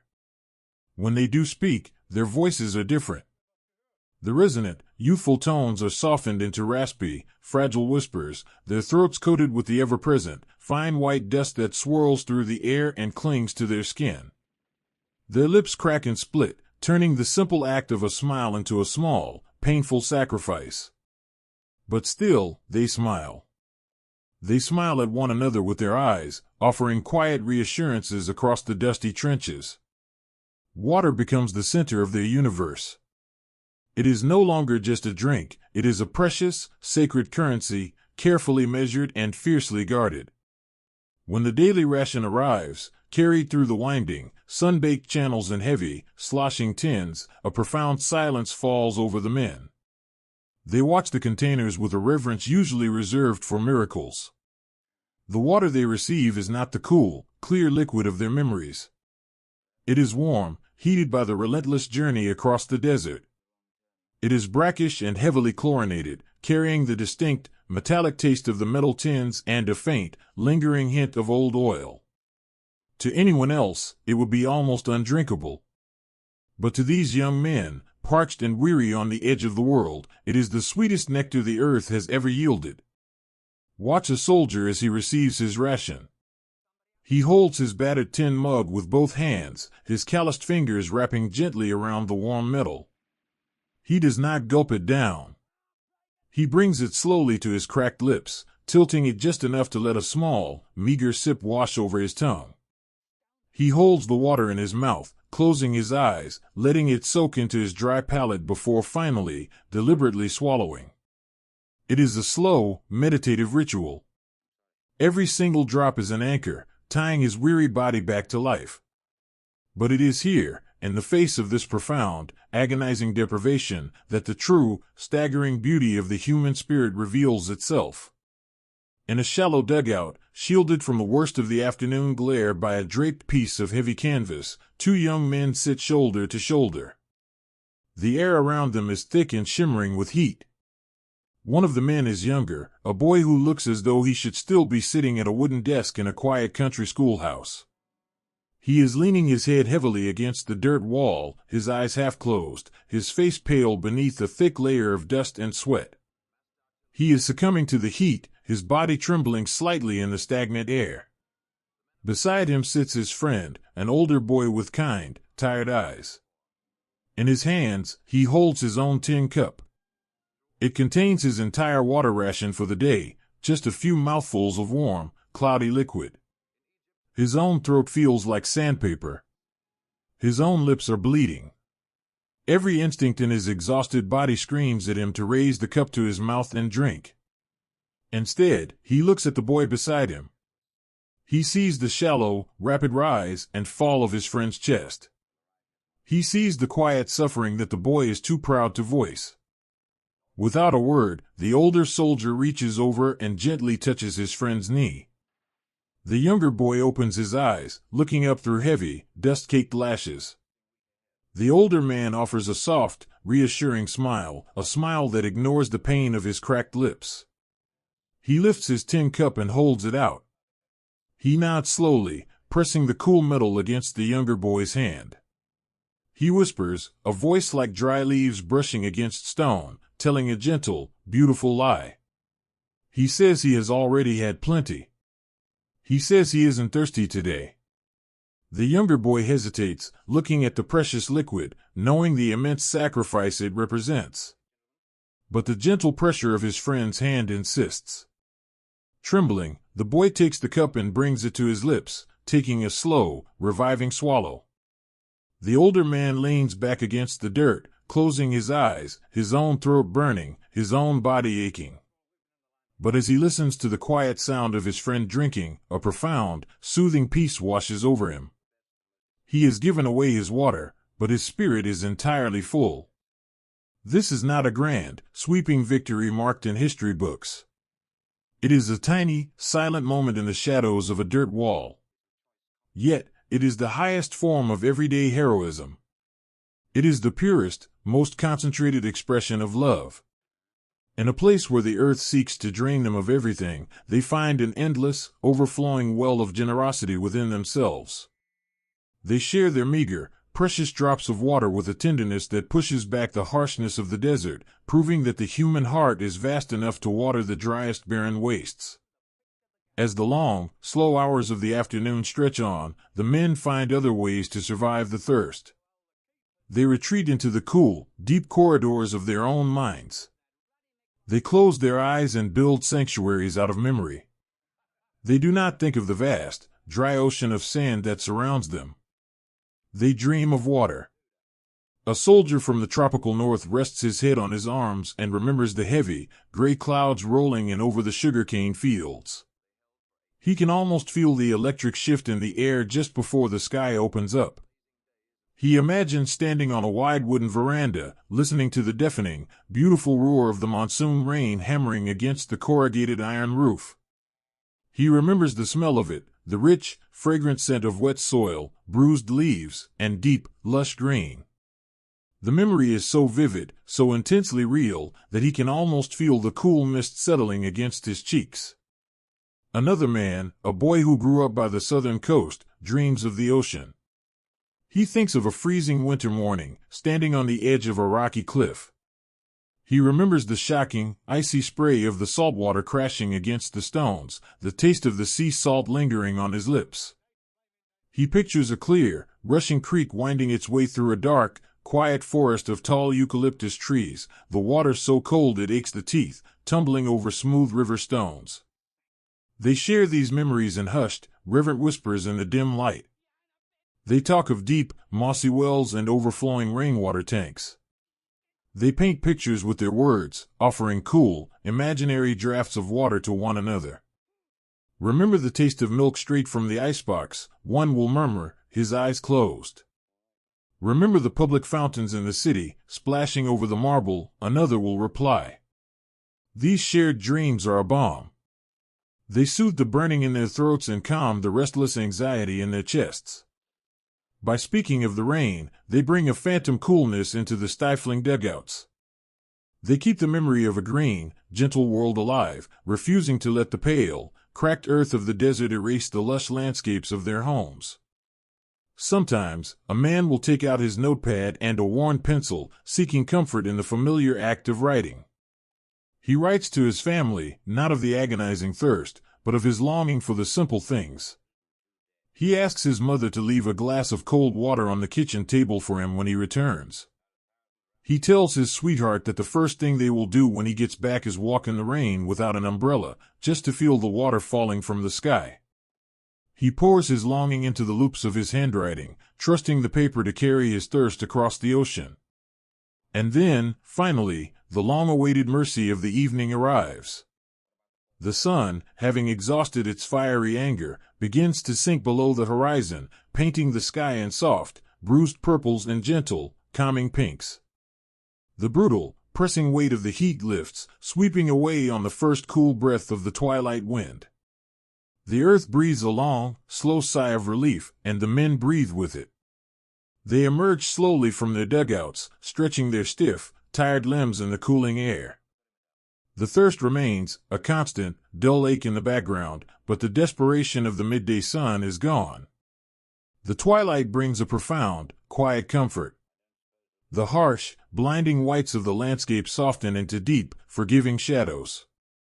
They gather again in the trenches, leaning against the sandbags as the first stars begin to prick through the darkening sky. They pass around what little water is left for the night, the tin cups making a soft, clinking sound in the quiet. They have survived another day of the earth's relentless thirst. They have faced the punishing, indifferent heat of the desert, and they have not broken. They look at the men standing beside them, the friends who shared their last drops of water, the brothers who offered the cool refuge of a shared memory, and they feel a deep, unbreakable connection. The desert environment is harsh, parching their throats and cracking their skin, but it cannot touch the soft, generous core of their humanity. As the cool night settles deeply into the trenches, wrapping them in a protective, starry embrace, they find peace. They rest their heads against the earth, no longer feeling its hostility, but feeling the steadfast, loving presence of the friends who surround them. They drift into sleep, dreaming of the rain, safe in the knowledge that whatever the harsh sun brings tomorrow, they will face it together, sustaining one another with the quiet, profound depths of their beautiful, generous hearts. Even when the world above is roaring, the human heart finds a quiet way to sing in the dark. Deep beneath the scarred and battered surface of the desert, a different kind of world has taken root. The siege has pressed upon them for what feels like an eternity, an endless cycle of blinding sun and trembling earth, but down here, in the cool, limestone caves and the narrow, sandy dugouts, the heavy gloom of the war is not allowed to settle.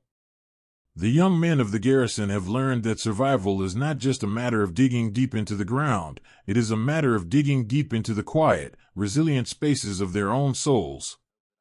When the shadows lengthen and the desert night finally breathes its long, cooling sigh over the trenches, a gentle transformation begins. The frantic, weary energy of the daylight hours slowly dissolves. The men gather in the dim, golden light of their makeshift lamps, their faces pale beneath layers of fine, ever-present dust. They lean against the earthen walls, their shoulders touching, seeking the simple, profound comfort of proximity.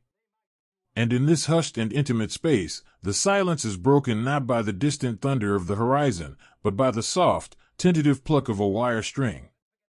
They are far from the grand concert halls and the lively, wooden dance floors of their hometowns, but the human spirit refuses to be silenced by the absence of beauty. Instead, they build it themselves, out of the very wreckage that surrounds them. Look closely into the amber glow, and you will see the instruments of their quiet rebellion. A young boy, whose hands were once stained with the rich, dark soil of a country farm, holds a guitar fashioned from a discarded biscuit tin. Its neck is a piece of scavenged timber, carefully carved and sanded smooth with the edge of a bayonet. The strings are unwound threads of copper telephone wire, stretched and tuned with infinite, loving patience. Beside him, an older soldier gently taps a rhythm on a hollowed-out wooden crate, using two smoothed pebbles. These are not instruments of perfect pitch or polished mahogany. They are fragile, battered, and beautiful. And as the young boy begins to strum, the tinny, echoing notes weave through the stagnant air of the cave, transforming the dirt and the darkness into a sanctuary. The melody is simple. It is an old, familiar folk song, a tune they all know from the quiet Sunday afternoons of their childhoods. The music does not boom, it floats. It is a gentle, fragile sound that flutters against the rock walls like a moth drawn to the lantern light. As the music fills the small space, watch the faces of the men. The tight, anxious lines around their eyes begin to soften. Their breathing slows, falling into a collective, rhythmic rise and fall. Heads tilt back against the cool dirt. Eyes close. In the presence of the music, the heavy, claustrophobic walls of the dugout seem to dissolve entirely. The melody becomes a vessel, carrying them away from the dry, unforgiving coast of North Africa. With every strum of the copper wire, they cross oceans. A soldier sitting in the corner, his heavy coat pulled tight across his chest, hears the chords and is suddenly standing on the sweeping veranda of a Queensland farmhouse. He can smell the sweet, heavy scent of jasmine blooming in the warm evening air. He can hear the distant, familiar sound of cicadas singing in the tall eucalyptus trees. Another man, his face half hidden in the shadows, listens to the rhythm and feels the polished floorboards of a community hall beneath his feet. He remembers the rustle of a cotton dress, the shy, radiant smile of the girl he left behind, and the way the fairy lights draped from the ceiling bathed the room in a magical, starry glow. The music breaks their hearts just a little, opening the floodgates of their homesickness, but it mends them in the very same breath. It is a sweet, beautiful ache. It reminds them that they are not just soldiers in a dusty hole, they are sons, they are husbands, they are dreamers. They are tethered to a world of love and light, and the music is the silver thread that keeps that tether strong. Presently, a battered tin cup is passed slowly around the circle. It contains nothing more than warm, heavily chlorinated water, perhaps tinted with a few precious leaves of tea, but it is shared like the finest wine. As the cup passes from hand to hand, there is a soft murmur of voices, a gentle, rippling wave of laughter. It is not the loud, boisterous laughter of a crowded pub. It is a quiet, intimate sound, a shared smile in the dark. A man makes a dry, understated joke about the quality of the tea or the strange, wobbly notes coming from the biscuit tin guitar. The others chuckle, their shoulders shaking silently. This gentle laughter is their armor. It is a shield of humor and humanity held up against the vast, terrifying absurdity of the world outside. When they can laugh together over a battered cup in the middle of a siege, the darkness loses its power to frighten them. The boy with the guitar transitions into another song, a slow, mournful waltz. Softly, almost imperceptibly at first, the men begin to sing. They do not sing loudly, for fear of carrying their voices up into the listening night. They sing in a hushed, reverent chorus, a lullaby of grown men. Their voices, rough with dust and thirst, blend perfectly in the close quarters. The harmonies rise and fall, a beautiful, vibrating testament to their brotherhood. They lean into one another, letting the collective sound wash over their weary bones. Just outside the circle of the lamplight, a soldier sits with a stub of a pencil and a piece of crumpled paper resting on his knee. He is writing a letter to his wife. He pauses, looking up, letting the soft chorus of his friends wash over him. He dips his head back down and writes. He does not write about the shrinking rations or the agonizing heat of the day. He writes about the music. He tells her that tonight, deep beneath the sand, they had a concert. He writes that a boy from the country played a tin guitar, and for a few beautiful minutes, he closed his eyes and pretended he was holding her hands, swaying in their small kitchen. He pours the melody into the loops of his handwriting. He wants her to know that even here, even in the heart of the siege, there is still beauty. He wants her to know that his soul is still singing. He carefully folds the paper, sealing the song inside, trusting it to bring her a measure of the peace he feels in this moment. As the night deepens, the strumming slowly winds down to a few, lingering notes that hum softly in the air before fading into silence. The tin cup is empty. The lamp flickers low, the wick burning down to a tiny, glowing red ember. The concert is over, but the warmth it created remains, lingering in the cave like the heat of a stone left in the sun. The men do not move immediately. They sit in the comfortable, shared silence, savoring the profound stillness that follows the song. The restless anxiety that usually haunts their evenings has been chased away, replaced by a deep, settling calm. They begin to unroll their blankets, smoothing them over the packed earth. They pull their coats over their shoulders and lie down, fitting their bodies into the familiar contours of the cave floor.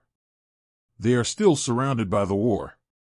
The horizon above them is still dangerous, and the desert outside is still impossibly wide and lonely. But as they close their eyes, the darkness of the dugout is no longer a tomb. It is a cradle. It is filled with the echoes of their own gentle voices, the memory of shared laughter, and the quiet, stubborn resilience of a melody played on copper wire. They have built a fortress not of sandbags and concrete, but of camaraderie and song. And behind this invisible shield, the gloom cannot reach them. The desert wind sighs softly far above, sweeping over the barren dunes, but down here beneath the sand, the men rest peacefully. They breathe deeply, drifting into a quiet, protected sleep, watched over by the stars they cannot see, and held safely in the enduring, unbreakable song of their shared humanity. There is a special kind of comfort found at the very edge of the earth, where the dry, broken dust finally surrenders to the dark and quiet sea. When you are trapped in a besieged fortress, the world shrinks. The horizon, which once held the promise of tomorrow, becomes a wall. Behind them, the vast, unforgiving desert stretches out into the shimmering heat, hiding an unseen enemy and an endless sea of sand. But before them, washing gently against the shattered concrete of the ruined harbor, lies the Mediterranean. In the deepest hours of the night, when the moon has hidden her face and the stars are veiled by a soft, oceanic mist, the soldiers leave the stifling warmth of their dugouts. They walk carefully down the winding, rocky paths toward the water's edge. They pull the collars of their heavy woolen greatcoats up against the damp, salty chill of the sea breeze. They come to stand watch, but they also come to simply look. The water is a deep, impenetrable black, rising and falling with a slow, rhythmic breathing that mimics their own. They stand shoulder to shoulder among the ruined cranes and the crumbling stone piers, their eyes straining into the pitch-black distance. They are looking for ghosts. The heaviest burden of a siege is not the hunger, nor the thirst, nor the trembling earth. It is the creeping, silent fear of abandonment. When the days blur into weeks, and the dust coats everything you own, a quiet voice in the back of the mind begins to whisper. It asks if the world has moved on. It asks if the people in the bright, busy cities across the globe have forgotten the young men holding the line in the desolate dark. It is a lonely, aching thought that can hollow out a man's spirit faster than the desert heat. And so, they look out to the dark sea, waiting for the brave, silent sailors of the Tobruk ferry service. They call them the Phantom Fleet. They are a collection of battered, weary ships, destroyers, small sloops, and rusting merchant vessels that have taken on the most dangerous, quiet task in the world. They do not arrive with the grand, echoing blast of ship horns or the dazzling display of searchlights. They come as shadows detaching themselves from the deeper darkness of the sea. The soldiers stand on the docks, holding their breath. The only sound is the gentle, rhythmic lapping of the water against the pilings. And then, slowly, a shape begins to form in the mist. It is a silhouette, darker than the night around it, gliding across the water with a slow, agonizing grace. The ship's engines are muffled, reduced to a low, barely perceptible thrum that vibrates in the chests of the men waiting on the shore. There is not a single light shining on her deck. The portholes are painted black, the hatches are sealed tight. She is a phantom of iron and salt, slipping through the perilous waters, risking everything to reach the lonely outpost. As the shadowy vessel draws near the ruined pier, a profound, heavy silence blankets the harbor. The unloading must be done with absolute stealth, for the enemy is always watching, always listening from the cliffs above. The thick, wet mooring lines are thrown and caught by eager, waiting hands. They are pulled taut, securing the fragile lifeline to the broken shore. The men who step off these ships do not wear the pale, powdery dust of the desert. They wear uniforms stained with sea spray, engine grease, and the cold sweat of navigating treacherous waters in the pitch black. They are the sailors, the quiet, unsung brothers of the garrison. When the soldiers and the sailors meet on the wooden planks, there are no loud cheers. There are no grand speeches. The communication is entirely physical, a hurried, urgent dance of survival. But in the brief, fleeting moments when a heavy wooden crate is passed from the hands of a sailor to the hands of a soldier, a profound connection is made. Their fingers brush against one another in the dark. The sailor's hands are cold, rough with salt and the friction of heavy ropes. The soldier's hands are warm, calloused by the shovel and the dry earth. In that simple, brief touch, 1,000 words are exchanged. The sailor's touch says, "We made it. We have not abandoned you." The soldier's touch replies, "Thank you. We are still here." Sometimes, in the shadowed lee of a stack of crates, a soldier will cup his hands to shield the tiny, sparking flare of a match, lighting a cigarette. He takes a long, slow drag, and then passes the glowing cherry to the sailor standing beside him. For a few stolen seconds, they share the warm smoke in the dark. The sailor might lean in and whisper a piece of news from the outside world, a snippet of a football score, a rumor from the home front, or just a soft, reassuring, "Good on ya, mate." To the dusty boys of the desert, these sailors are angels clothed in dark wool and sea salt. They navigate minefields and the terrifying, empty stretches of the open sea, completely unarmed against the sky, all to bring comfort to men they have never met. The crates they unload are heavy with the necessities of war, ammunition, medical supplies, and precious, sealed tins of clean water. But the most treasured cargo on the phantom ships does not come in heavy wooden boxes. It comes in thick, worn canvas sacks. When the mailbags are lowered onto the dock, the soldiers look at them with a reverence that borders on the holy. Inside those unassuming canvas bags are thousands of pieces of fragile paper, carrying the handwritten love of mothers, the quiet pride of fathers, and the desperate, tender longing of sweethearts. The arrival of the mail is a physical blow to the isolation. It is the undeniable, tangible proof that they are remembered. Somewhere across the vast, spinning globe, someone sat at a kitchen table, dipped a pen into ink, and thought only of them. The world has not forgotten. The tether is still strong. They work through the deepest hours of the night, their muscles burning, their breath pluming in the cool air. The urgency is a living thing, a frantic race against the approaching dawn. The ships cannot be caught in the harbor when the sun rises, or they will be defenseless against the sky. As the first, faint bruise of purple begins to soften the eastern horizon, the work is done. The empty crates and the wounded men are carefully, gently carried aboard. The soldiers stand on the pier, their hands resting on the rough ropes, feeling a sudden, sharp pang of sorrow at the parting. The lines are cast off. The low, thrumming hum of the engines deepens, a vibration that travels through the water and into the stone. Slowly, silently, the phantom ship begins to pull away from the dock. The soldiers do not wave, for they cannot be seen. They simply stand, a silent line of dusty sentinels, watching the dark shape blend back into the mist. They watch until the ship is nothing more than a trick of the eye, a shadow swallowed by the vast, comforting expanse of the sea. The harbor is empty once more. The sound of the water lapping against the stone returns, a gentle, lulling rhythm. But the air on the docks feels different now.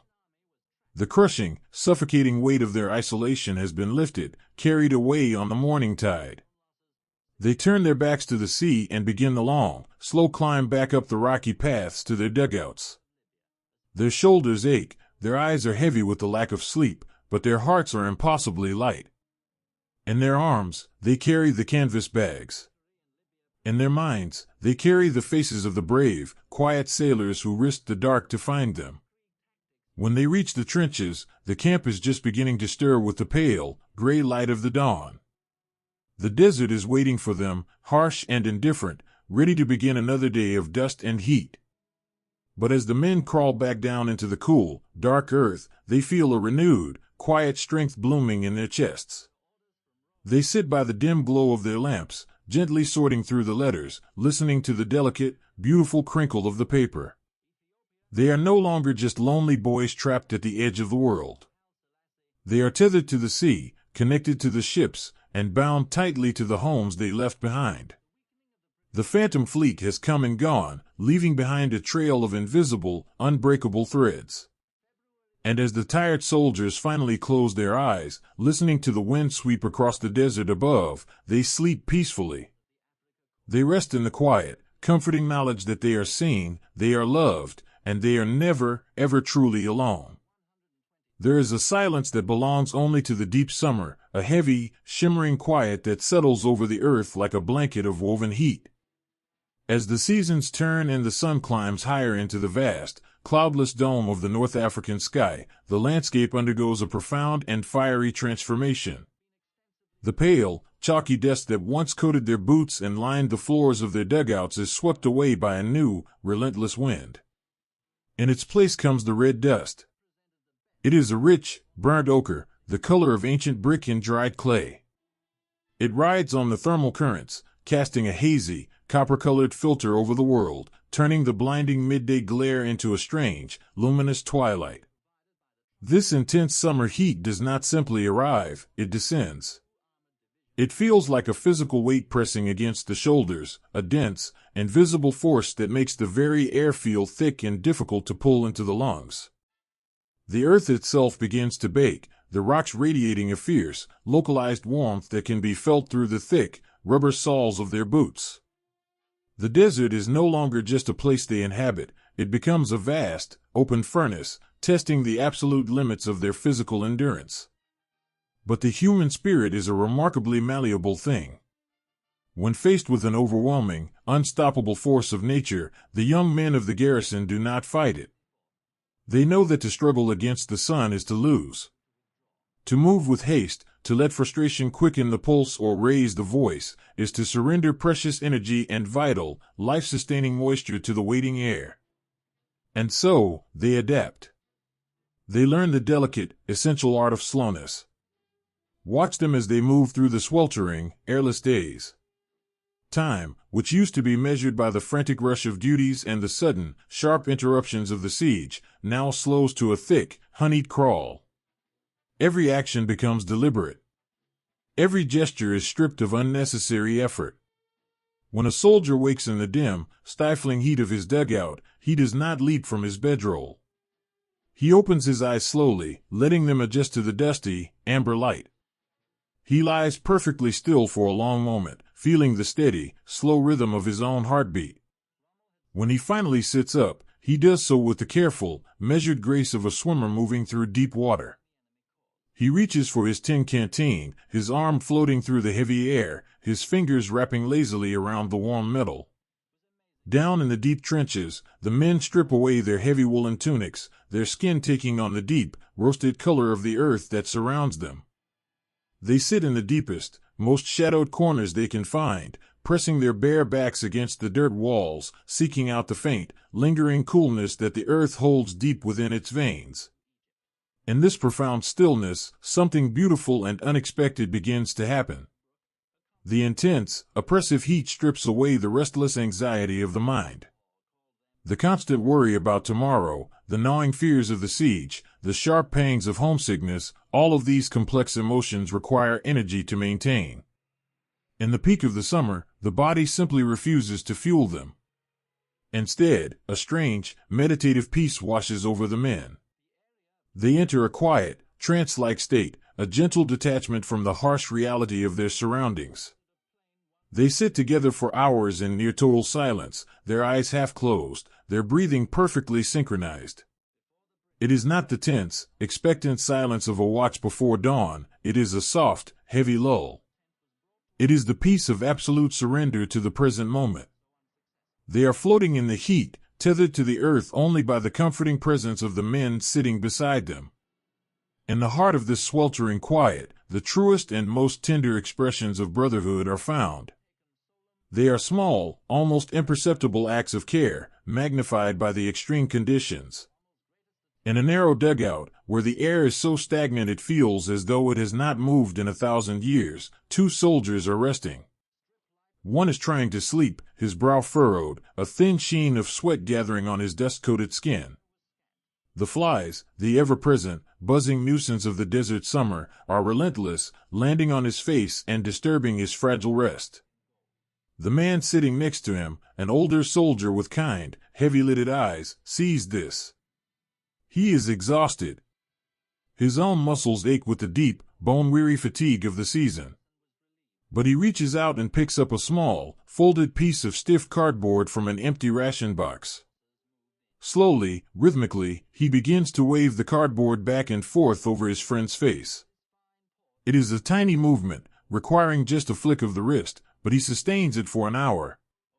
He gives up his own chance to rest, choosing instead to be the guardian of his mate's sleep. He watches the younger man's face soften, the frown lines melting away as the gentle, artificial breeze sweeps the flies away. In the grand, sweeping narrative of the world, it is an invisible moment. But in the quiet, baked earth of the trench, it is an act of pure, selfless love. Nearby, another soldier reaches into his pack and retrieves a small, ragged square of cotton cloth. He unscrews the cap of his water canteen. He knows that every drop is precious, that his own throat is dry and stinging.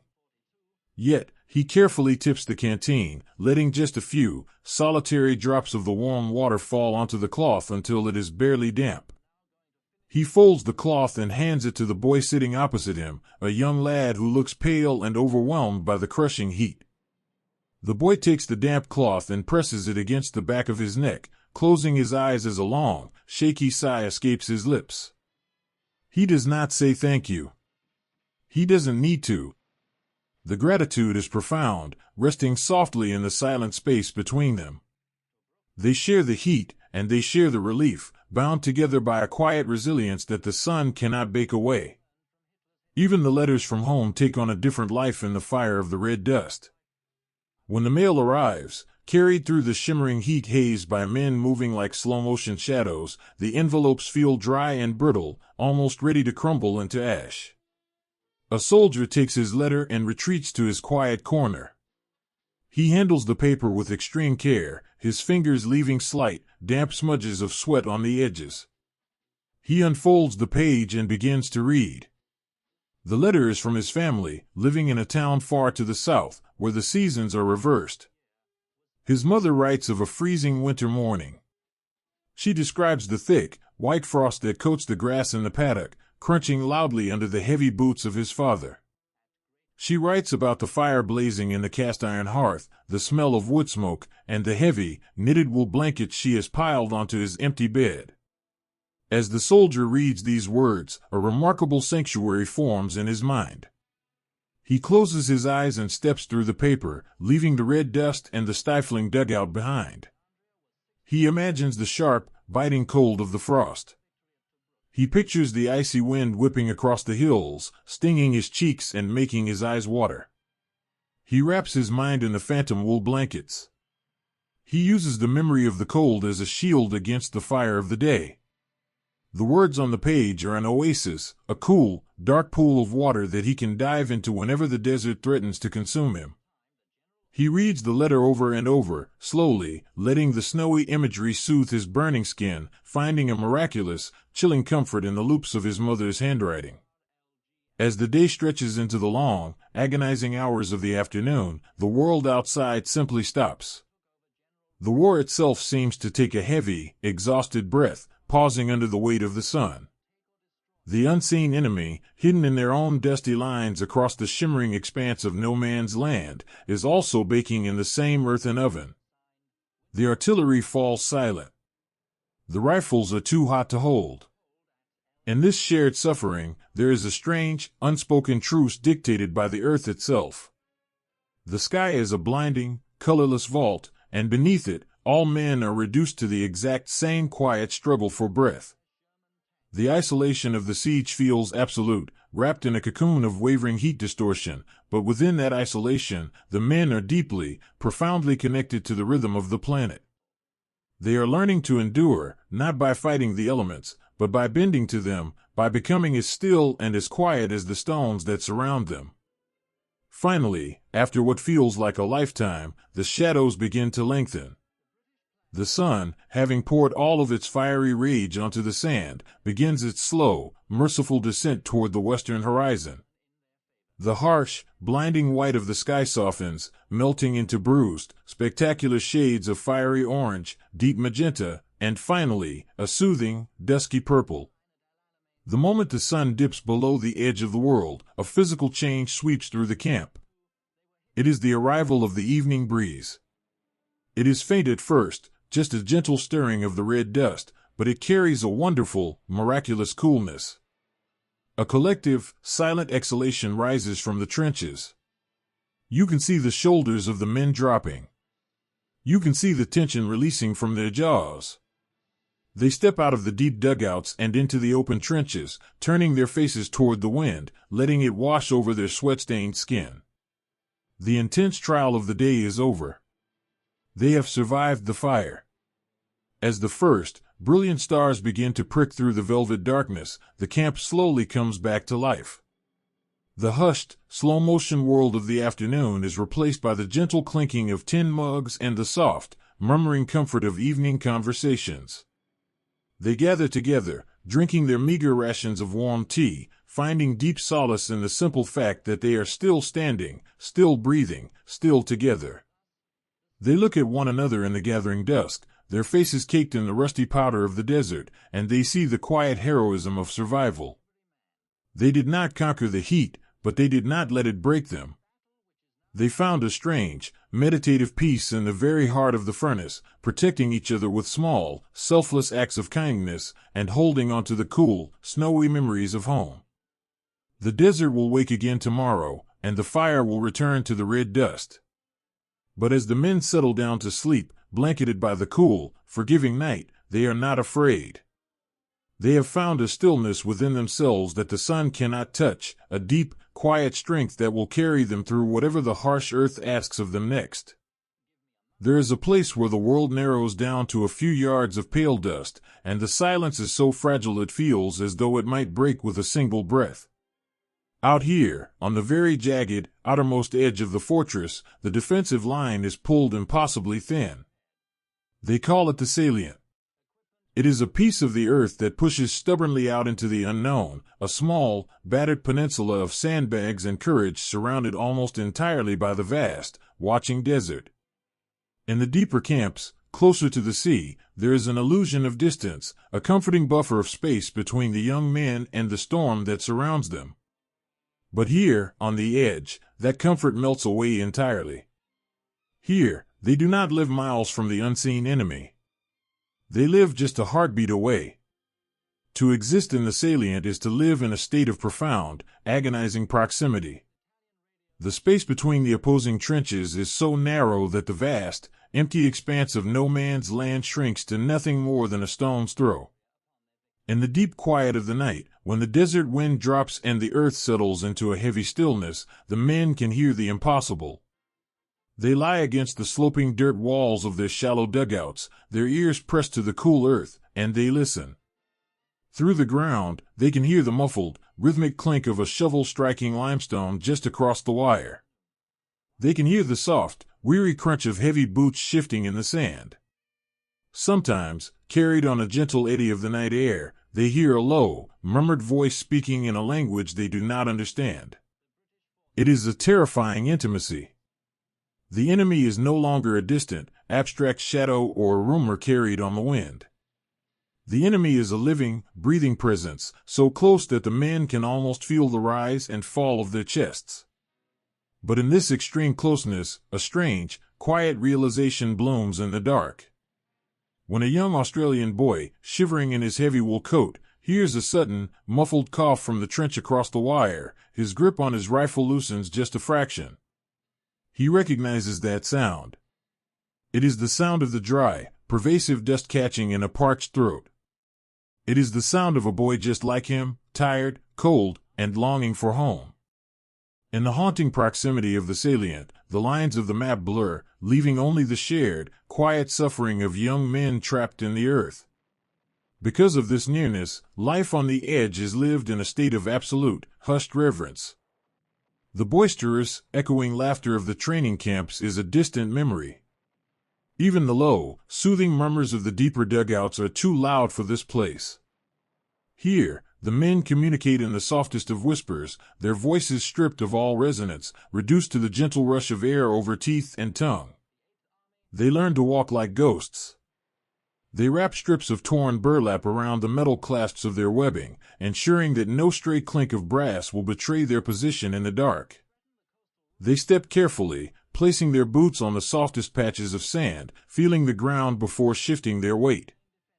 The entire garrison moves with a slow, deliberate grace, a silent ballet choreographed by necessity.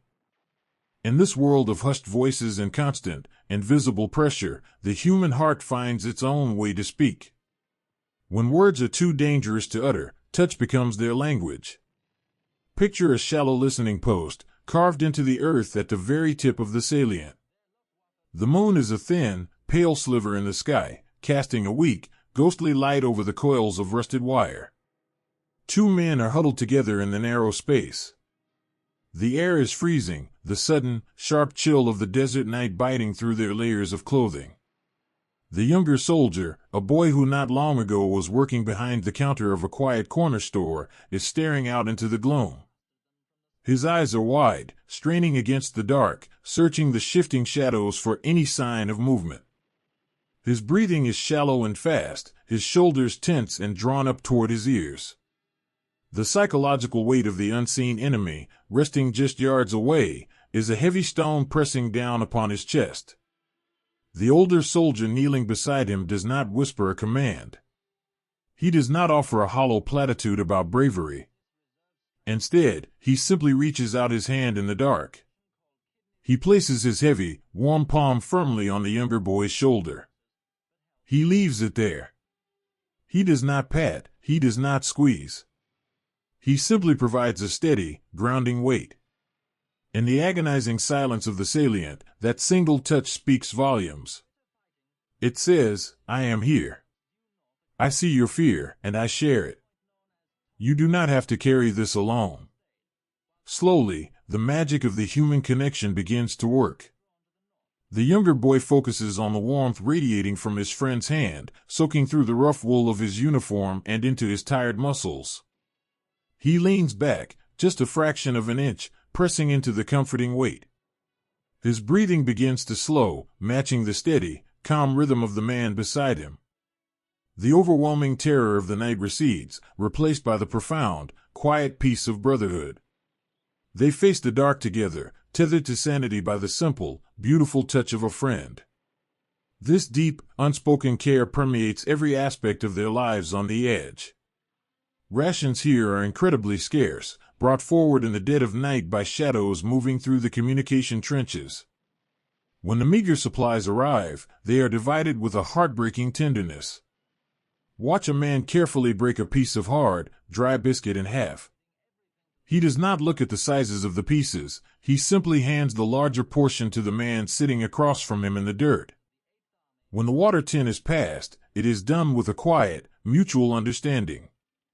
A soldier will wet his cracked lips, taking only a tiny, precious drop, purposefully leaving more for the boy who has been digging all night. They are starving, they are desperately thirsty, but their generosity is an endless, overflowing well. They sustain one another not just with food and water, but with the quiet, everyday heroism of putting another man's comfort before their own. In the deepest hours of the night, when the watch is changed and a soldier finally earns a few hours of precious rest, he retreats to his small, sandy alcove. Here, on the edge of the salient, it is too dangerous to light even the smallest candle. The amber glow of the makeshift lamps from the deeper dugouts is a luxury they cannot afford. The darkness here is absolute. But even without light, the men find their way home. A soldier lies on his back, his heavy coat pulled up to his chin. He reaches into his breast pocket and gently withdraws a folded piece of paper. He cannot see the ink. He cannot see the delicate, looping handwriting of his wife, or the smudged fingerprints she left on the corner of the page. But he traces the deep, familiar creases of the paper with his thumb. He knows the words by heart. He closes his eyes and lets the memory of the letter wash over him. In the pitch black of the outermost trench, he recites the sentences in his mind. He hears her voice, clear and sweet, talking about the garden back home in the suburbs. She tells him that the lemon tree has finally borne fruit, and that the neighbor's cat still sleeps on their front porch in the afternoon sun. He builds a sanctuary out of these ordinary, beautiful details. He wraps the memory of his quiet, peaceful life around himself like a protective blanket, shielding his mind from the barbed wire and the cold dirt. The paper in his hand is a physical anchor, a promise that the world of love and light still exists, waiting patiently for his return.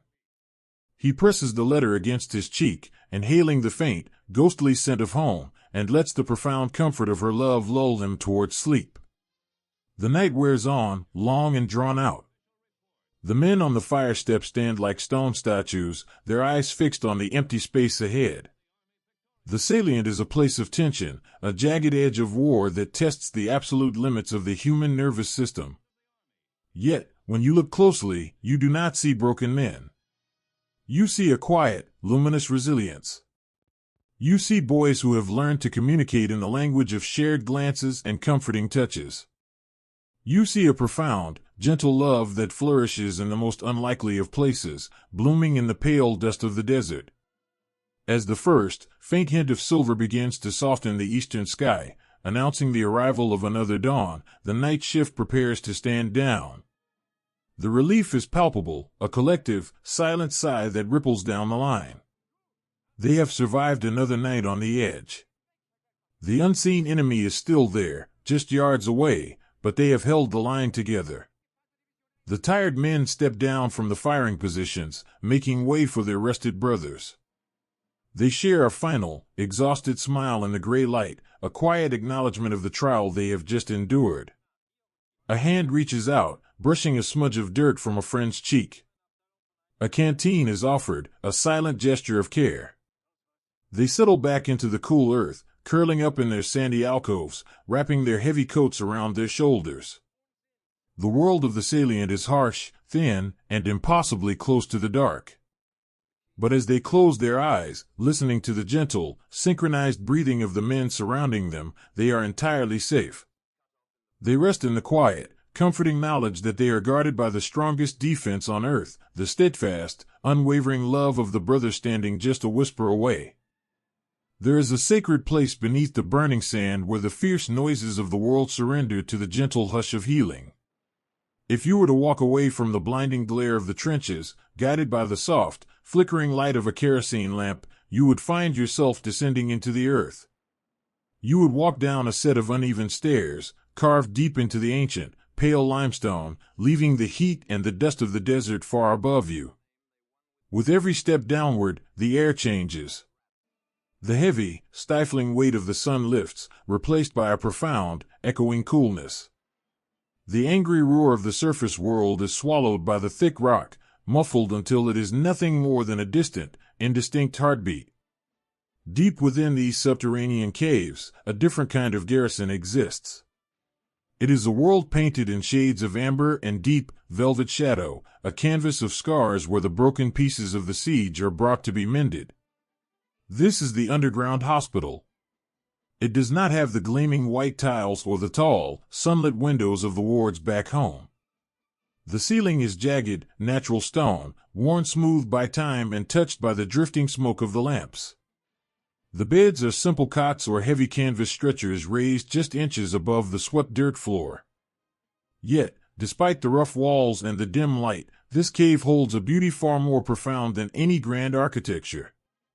It is a sanctuary of absolute, unconditional empathy. Step softly into the ward and listen to the sounds of this hidden world. You will not hear the sharp commands or the frantic rushing of the battle lines. The air here is filled with the soft, rhythmic swish of a broom sweeping the stone floor, the delicate clink of a glass vial set gently upon a wooden crate, and the low, soothing murmur of whispered voices. The men who work here, the doctors, the medics, the orderlies, move like shadows. They are exhausted, their own eyes rimmed with the dark circles of endless, sleepless nights, their uniforms faded and worn. But watch their hands. Hands that were once trained to grip the rough wood of a rifle or swing a heavy trenching shovel have been entirely transformed. When they reach out to touch the wounded, they do so with an agonizingly beautiful, slow grace. They carry the pain of war in their tired shoulders, but they meet that pain with the soothing, motherly tenderness of fellow soldiers. In a quiet corner of the cave, bathed in the warm, golden glow of a solitary lantern, a young medic kneels beside a low cot. The boy lying on the canvas is feverish, his face pale beneath the lingering traces of the desert dust, his brow furrowed in a restless, uncomfortable sleep. The medic does not wake him. Instead, he reaches into a small tin basin of precious, cool water. He wrings out a scrap of clean, white cloth, his large hands moving with deliberate, practiced gentleness. Slowly, carefully, he leans forward and drapes the damp cloth across the sleeping boy's forehead. He leaves his hand resting there for just a moment, his thumb softly brushing the boy's temple. He leans down, his voice barely more than a breath, and whispers, "You are safe now, mate. You are safe in the dark. Rest." The boy's breathing, which had been shallow and ragged, catches for a second, and then releases into a long, slow sigh. The tight, anxious lines of his face melt away, smoothed by the cool water and the profound, comforting weight of his brother's care. The medic stays kneeling in the dirt, watching over him, a quiet guardian in the shadows. This is the everyday heroism of the caves. It is not found in grand, sweeping victories, but in the infinite patience of a healing touch. It is found in the man who sits for 3 hours beside a stranger, simply holding his hand so that he does not have to endure the dark alone. It is found in the soft, encouraging smiles traded across the dim aisles, the silent promises that say, "I will not leave you. I will sit with you until the morning comes." The scent of the cave is distinct, a grounding aroma that speaks of safety. The metallic, burnt smells of the surface are replaced by the sharp, clean scent of iodine, the powdery fragrance of carbolic soap, and the comforting smell of freshly laundered cotton bandages. To the men carried down from the salient, this scent is the first undeniable proof that they have survived. It is the smell of a second chance. Further down the winding, limestone tunnel, another quiet scene unfolds. A soldier lies propped up against a stack of folded blankets. His eyes are covered by a thick, white bandage, plunging him into an absolute, disorienting darkness.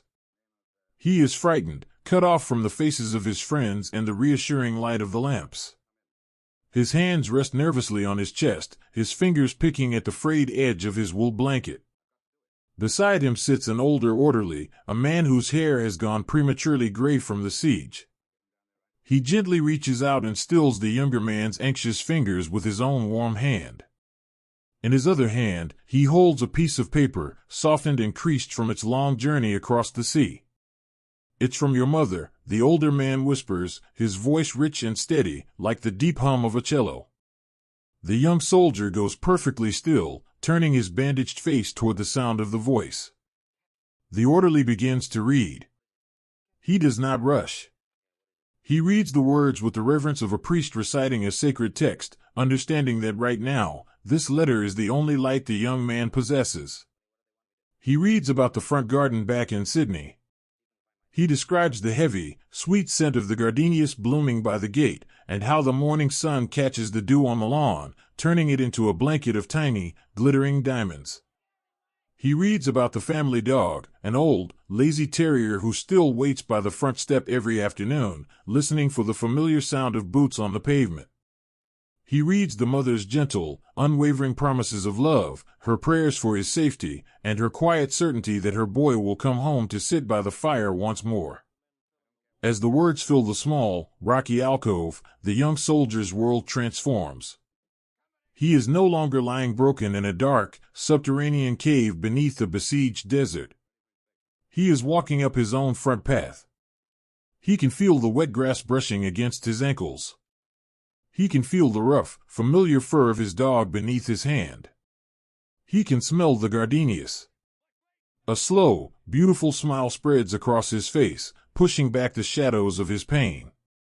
He breathes in deeply, letting the peaceful imagery of his home settle into his chest, chasing away the fear of the dark. When the letter is finished, the orderly carefully folds the paper along its familiar creases. He tucks it gently beneath the young man's pillow, right beside his ear, so that even in his sleep, the words will be close to him. "She is waiting for you," the orderly murmurs softly. "All you have to do is rest, and heal, and let time carry you back to her." The young man nods, his hands finally relaxing at his sides, and drifts into a quiet, untroubled sleep, guarded by the memory of his mother's garden. As the hours drift by, the cave settles into a deep, meditative rhythm. The pain of the wounded is a heavy burden, but it is shared so completely by the healers that it becomes something softer, something bearable. The medics move from bed to bed like watchful shepherds, their footsteps silent on the packed earth. They adjust a slip blanket, tucking the heavy wool securely around a shivering shoulder. They offer sips of water from tin cups, supporting the heads of the men with gentle, cradling hands. There is no judgment here, no demand for stoicism. If a man weeps quietly in the dark for the friends he has lost or the home he misses, a medic is there, sitting on the edge of the cot, offering a clean cloth to dry his eyes and a strong, reassuring arm around his shoulders. They understand that tears are not a failing of courage, but a necessary, cleansing rain for a weary heart. In this underground sanctuary, the true essence of their brotherhood is laid bare. The war above them seeks to tear the world apart, to break stone and shatter steel. But down here, in the quiet, echoing belly of the earth, the men of the garrison are engaged in the profound, sacred work of putting things back together. They are weaving a tapestry of healing, thread by gentle thread, bound by a love that is stronger than any weapon. The night wears on, wrapping the cave in a cocoon of absolute peace. The golden lanterns are turned down low, casting long, soft shadows that dance slowly across the limestone ceiling. The air is cool and still, filled only with the collective, rhythmic breathing of men who have finally found a place to rest.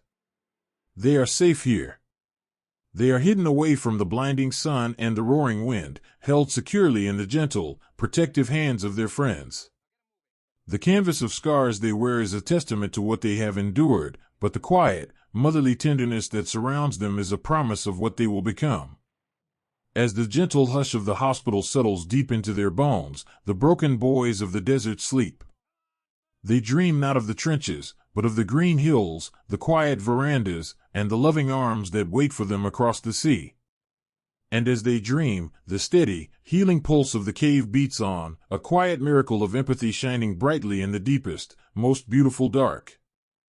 There is a specific kind of silence that only comes after the sky has finished tearing itself apart. Before the shadows fall, the desert sky is a vast, innocent dome of unbroken, brilliant blue. It is a canvas so wide and so clear that it seems to invite the mind to wander, to drift across the oceans and dream of the gentle, rain-washed hills of home. But in the heart of the siege, the men of the garrison have learned to look upon that beautiful expanse with a quiet, lingering caution. They know that the sky, for all its pale and perfect beauty, can suddenly grow heavy with a profound and psychological weight. It begins not as a sight, but as a feeling. It is a low, distant hum that vibrates at the very edge of hearing, a murmur carried on the warm, shifting thermals of the North African wind. It is a sound that does not belong to the natural rhythm of the earth. When that faint vibration touches the deep trenches, the daily life of the garrison gently, seamlessly pauses. The men do not panic. They do not shout. They simply stop what they are doing. A soldier carefully places his half-cleaned rifle on a folded blanket. Another pauses mid-sentence, his tin cup of water resting on his knee. They share a long, knowing look. It is a look that speaks of a shared burden, a quiet acknowledgement of the trial that is about to descend. With a slow, practiced grace, they rise from the dusty floor of the trench and begin the quiet migration down into the deep, welcoming earth. They descend the narrow stairs into the subterranean dugouts, leaving the bright, vulnerable world behind. Down here, the light is soft, cast by the frail, amber glow of a single, flickering lantern. The air is cool, smelling of ancient limestone, dry soil, and the faint, comforting scent of worn wool. They sit close together, pulling their knees to their chests, pressing their shoulders against the men beside them. They are building a fortress of proximity, a shield made not of concrete or sandbags, but of warm, breathing humanity. Then, the noise begins.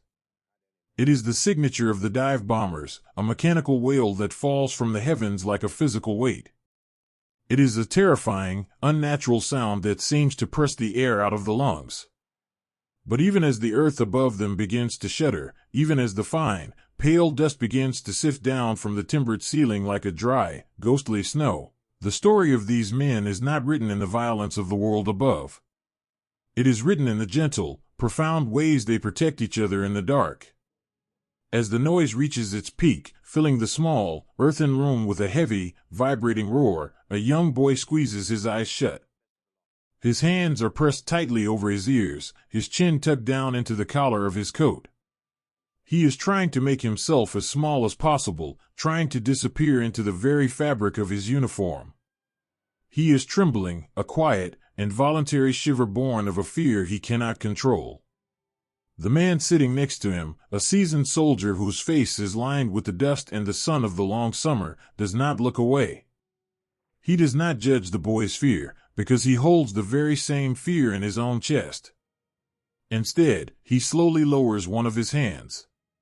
He reaches through the dim, dusty air and rests his heavy, calloused palm on the back of the boy's neck. He applies a firm, steady, grounding pressure.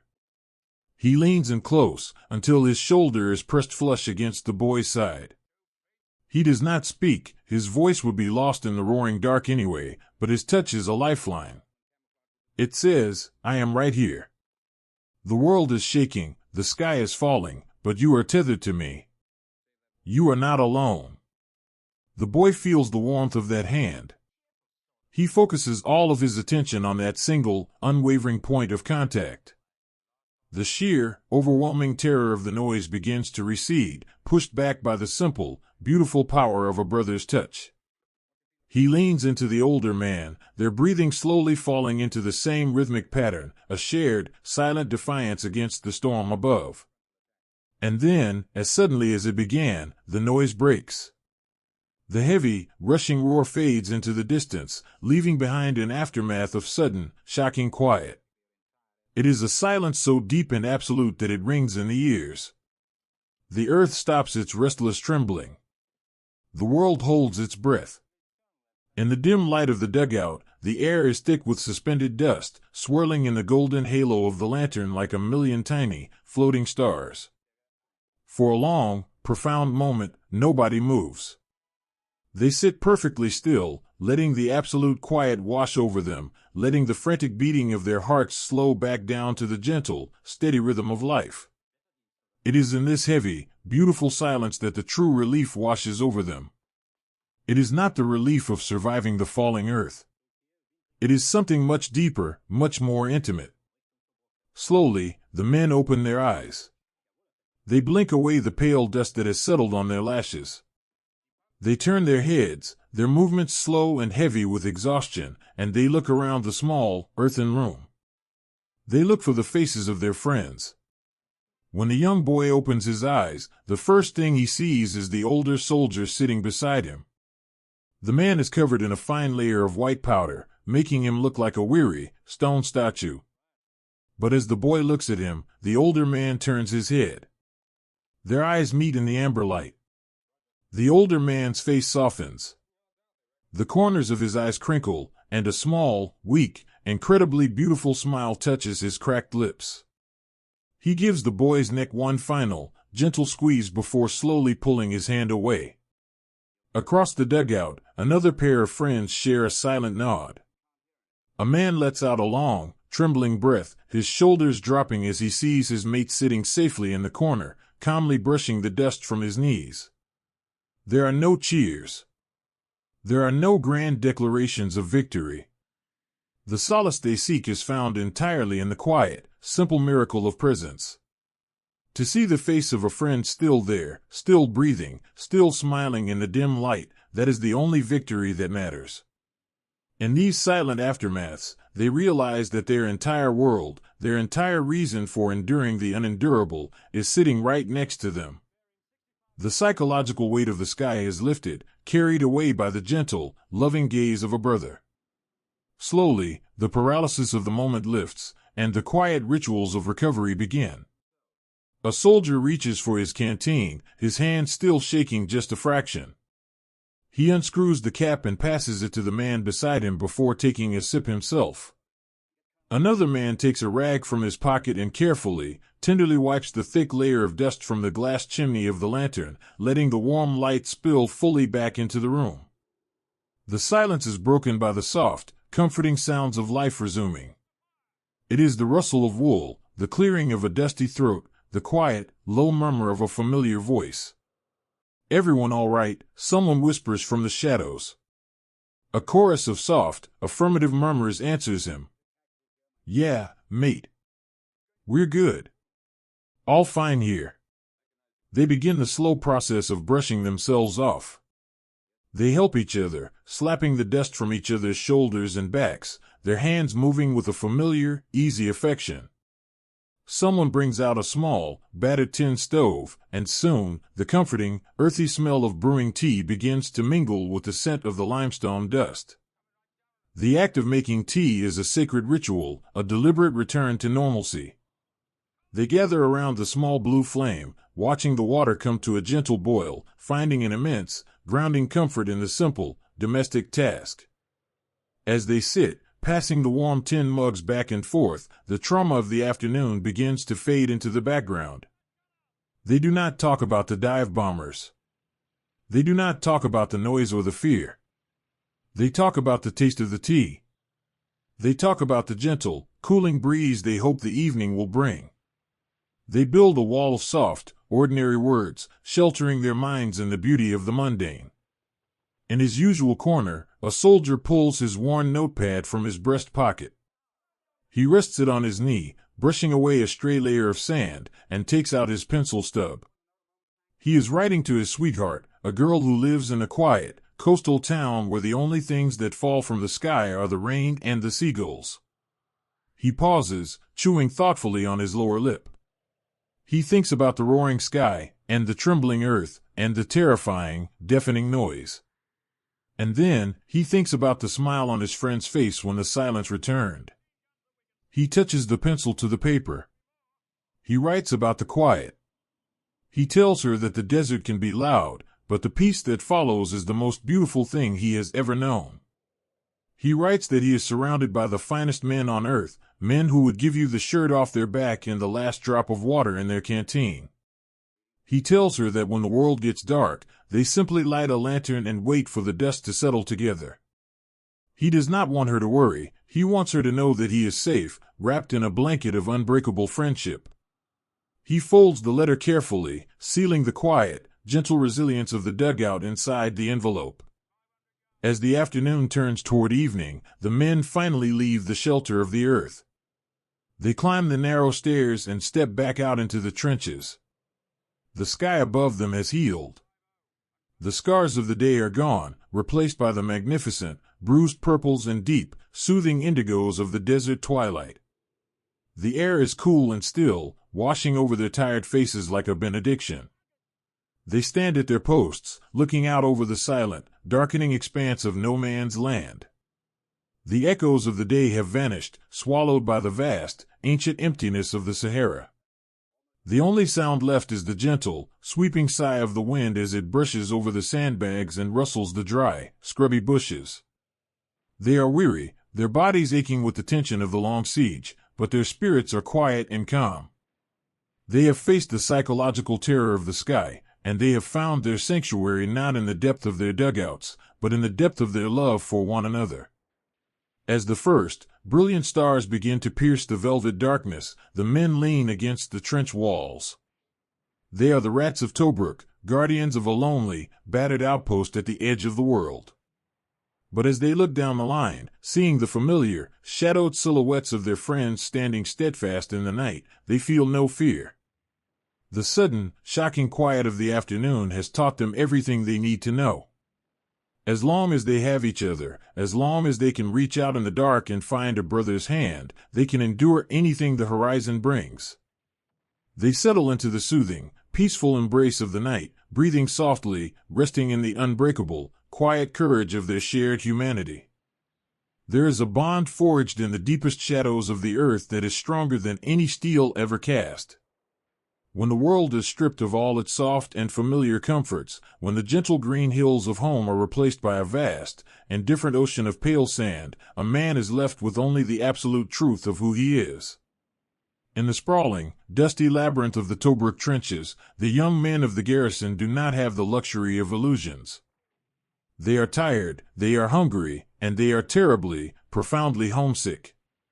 Yet, out of this profound deprivation, something incredibly beautiful begins to bloom. It is a quiet, steadfast devotion that rises from the limestone dust, a love so pure and selfless that it transforms the harsh desert into a sanctuary of the human spirit. They call it mateship, a simple word from their sun-drenched homeland, but out here, on the ragged edge of survival, it becomes a sacred, unspoken vow. It transcends the casual friendships of peacetime. It is no longer just about sharing a laugh over a glass of beer or leaning on a wooden fence on a Sunday afternoon. In the claustrophobic dark of a subterranean dugout, mateship is the very breath in their lungs. It is the tether that keeps them anchored to their humanity when the roaring horizon threatens to pull them away. To understand this bond, you must look away from the vast, sweeping movements of the armies and focus instead on the quiet, intimate corners of the night. Look into a narrow, winding trench, just as the midnight chill begins to bite deeply into the earth. The air is freezing, a sharp, sudden cold that follows the punishing heat of the day. A young soldier sits huddled on the fire step, his heavy woolen greatcoat pulled tightly around his shoulders. He is the sentry. His eyes are fixed on the dark, empty expanse of no man's land, his hands resting on the icy wood and metal of his rifle. His body aches with a bone-deep weariness, a fatigue that settles in the marrow and makes every blink of his eyes a heavy, monumental effort. It is time for him to be relieved. It is time for him to crawl down into the earthen dugout, wrap himself in his scratchy blanket, and find an hour of precious, merciful sleep. He turns his head, looking down into the shadowed entrance of the dugout where his mate is sleeping. He can hear the slow, rhythmic breathing of his friend, a gentle, rising and falling sound that is the most peaceful thing in this desolate landscape. His friend had spent the entire day digging in the blistering sun, his hands blistered, his face pale with exhaustion. The sentry looks at the sleeping boy, and then he looks back out at the vast, starry night. He feels the agonizing, desperate pull of his own exhaustion. His eyelids are made of lead. The cold is seeping through his boots. But as he looks back at the peaceful face of his friend, a quiet, profound decision is made. He does not reach down to shake his friend's shoulder. He does not whisper his name to wake him. Instead, the sentry turns his face back to the wind. He pulls his coat a little tighter, shifts his grip on his freezing rifle, and simply stays at his post. He gives up his sleep, his one brief refuge from the war, so that his brother might rest a little longer. He takes on the burden of the dark, standing alone in the freezing wind, driven by a love that asks for absolutely nothing in return. He will stand there until the first gray light of dawn touches the horizon, his body trembling with the cold, but his heart profoundly warm, sustained by the beautiful, silent gift he has given to the man sleeping in the dirt below. This quiet heroism weaves its way through every hour of their lives. It is found in the way they share their meager, precious supplies. When the ration tins are opened, the food is often sparse and uninviting. It is a monotonous offering of hard biscuits and preserved meat, barely enough to sustain the energy required to survive the searing heat. But watch how a meal is eaten in the close quarters of the caves. A soldier sits cross-legged on the swept dirt floor. He looks at the single, hard biscuit resting in his calloused palm. He is starving. His stomach is a hollow, aching cavern, and his body is crying out for nourishment. But he glances across the dim light of the kerosene lamp and sees his friend. His friend has been ill, his face drawn and gaunt, his eyes hollowed out by the relentless strain of the siege. Without a word, without a single grand gesture, the soldier places his thumbs in the center of the biscuit and snaps it in two. He does not keep the larger half for himself. He reaches across the small space and gently places the piece of food onto his friend's knee. When his friend looks up, his eyes wide with a silent, questioning gratitude, the soldier simply smiles. It is a soft, reassuring smile that crinkles the dust around his eyes. He speaks a gentle, beautiful lie. "I'm not terribly hungry tonight, mate," he whispers, his voice low and soothing. "You take it. You need your strength." He ignores the sharp, desperate pang in his own stomach. He watches his friend eat, and in that quiet, shadowed moment, he is entirely fulfilled. The act of giving away his own sustenance becomes a profound, spiritual nourishment. It is a communion of the highest order, a sharing of life itself, broken and offered in the pale dust of a foreign land. The essence of their brotherhood extends far beyond the physical world. They are the keepers not just of each other's bodies, but of each other's hearts and minds. In a makeshift hospital ward carved deeply into the limestone, a soldier lies on a low canvas stretcher. His eyes are covered by a thick layer of white cotton bandages, shielding them from the dust and the light. He is trapped in a frightening, unfamiliar darkness, his hands resting nervously on his chest. He feels small, isolated, and terribly afraid that the world outside his mind has vanished entirely. But he is not alone. Sitting on the hard rock floor beside his stretcher is his mate. The healthy soldier has given up his precious hour of rest to sit in the dim, echoing cave. In his hands, he holds a letter. It arrived on the Phantom ships the night before, a fragile blue envelope carrying the handwriting of the blinded boy's mother. The sitting soldier leans in close, his shoulder gently touching the edge of the stretcher so the wounded boy knows exactly where he is. He unfolds the paper with slow, reverent care, treating it as though it were the most valuable artifact on earth. He clears his throat, thick with the ever-present dust, and begins to read. He does not rush. He reads the words softly, adopting a gentle, rhythmic cadence that mimics the soothing rocking of a porch swing. He reads about the rain falling on the tin roof back home.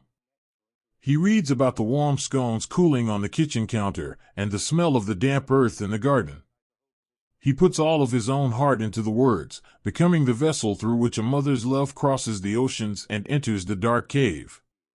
As he reads, he reaches out his free hand and rests it gently over the nervous, trembling fingers of his friend. The wounded boy stops picking at the blanket.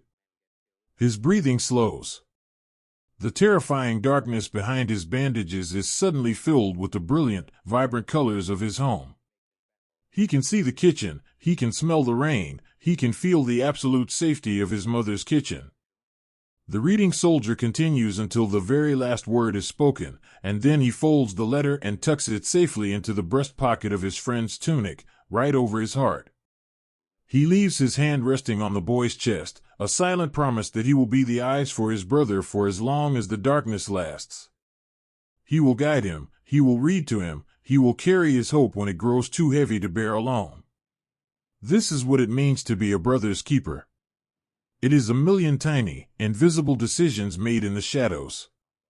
It is the soldier who throws his own body over his friend when the sudden, terrifying scream of the dive bombers shatters the afternoon, offering his own flesh as a shield against the falling earth.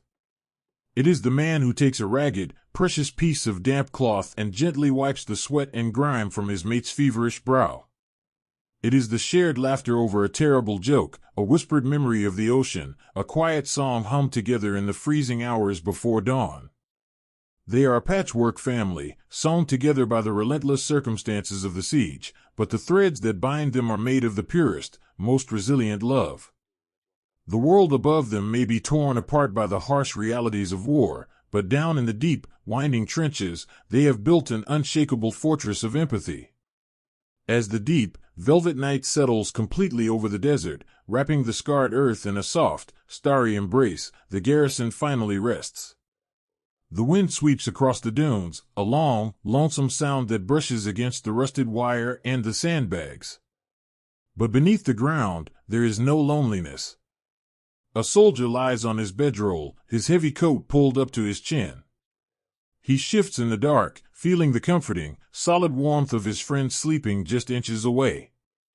He listens to the steady, rhythmic breathing that fills the small dugout, a beautiful chorus of life continuing stubbornly in the dust. He knows that tomorrow the sun will rise again, harsh and demanding. He knows the horizon will still hold its hidden dangers, and the thirst will return to parch their throats.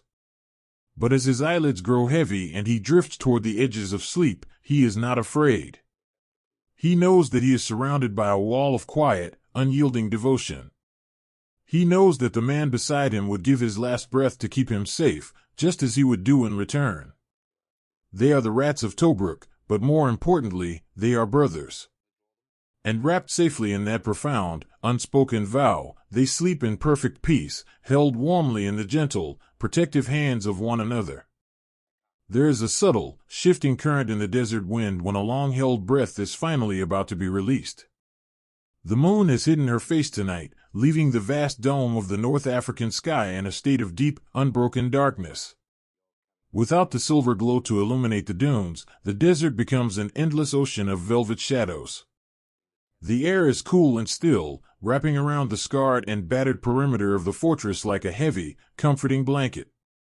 Down in the deep, winding trenches, the men of the garrison lean against the limestone walls, wrapped tightly in their heavy coats. The night is so profoundly quiet that they can hear the gentle, rhythmic beating of their own hearts. And in this beautiful, suspended silence, a whisper begins to travel. It does not arrive with the loud, echoing blast of a bugle or the sharp bark of a command. Out here, on the lonely edge of the world, truth moves much more softly. It begins as a murmur at the very edge of the harbor, carried upward on the salty breeze. It slips into the communication trenches, passing from shadow to shadow, from man to man. It is a fragile, breathtaking word, spoken so softly it feels like a secret. Relief. They are whispering that the ships are coming. Not just to bring supplies, not just to carry away the wounded, but to take them all away. They are whispering that their time in the dust is finally drawing to a close, and that new men are coming to take their place on the line. You might expect such a rumor to be met with a sudden, joyful clamor. You might expect young men, trapped for endless months in a state of constant danger and agonizing deprivation, to leap up and cheer into the dark. But the human heart is a beautifully complex thing, and the toll of the siege has changed these boys in ways they are only just beginning to understand. When the whisper reaches a small, earthen dugout, illuminated only by the frail, dying ember of a single match, the men inside do not cheer. They simply stop breathing for a moment. They look at one another in the gloom, their eyes wide, searching the dusty faces of their brothers for confirmation. A complex wave of emotion crashes over the tired garrison, a tide as deep and mysterious as the moonless sea behind them. The first sensation is a profound, dizzying rush of relief. It is the sudden unclenching of a muscle they did not even realize they were holding tight. The idea of leaving this place, of stepping away from the falling skies, the biting thirst, and the terrifying proximity of the unseen enemy, washes over them like a cool, cleansing rain. They close their eyes and allow themselves, for the first time in an eternity, to truly imagine the journey home. A soldier rests his head against the sandbags and pictures a ship sailing out into the open water, far beyond the reach of the shadows. He imagines the incredible, overwhelming luxury of a soft mattress with clean, white cotton sheets. He dreams of turning a brass tap and watching fresh, clear water pour out in an endless, sparkling stream. He thinks of his mother's kitchen, the smell of baking bread, and the sound of rain drumming against the tin roof. The yearning for home aches in his chest, a sweet, sharp pain that brings a sudden, silent tear to his eye. But as the image of home blossoms in his mind, it is met by an entirely unexpected feeling. It is a strange, heavy sorrow that settles deep into the pit of his stomach. He opens his eyes and looks around the small, cramped dugout. This hole in the ground is nothing more than packed dirt and scavenged timber. It is dirty, it is claustrophobic, and it has been the site of his greatest terrors.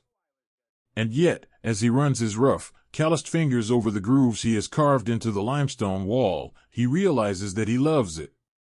This tiny space has been his entire universe. It has sheltered him from the fire of the red dust and the roaring of the dive bombers. It has been a sanctuary where he shared whispered jokes, warm tea, and the deepest, most profound conversations of his life. He looks at the small shelf he carefully scraped out of the earth to hold his wife's letters. He looks at the soot stains on the ceiling from the makeshift lamps that burned through 100 long, lonely nights. To leave Tobruk is to leave behind the very crucible that forged him into a man.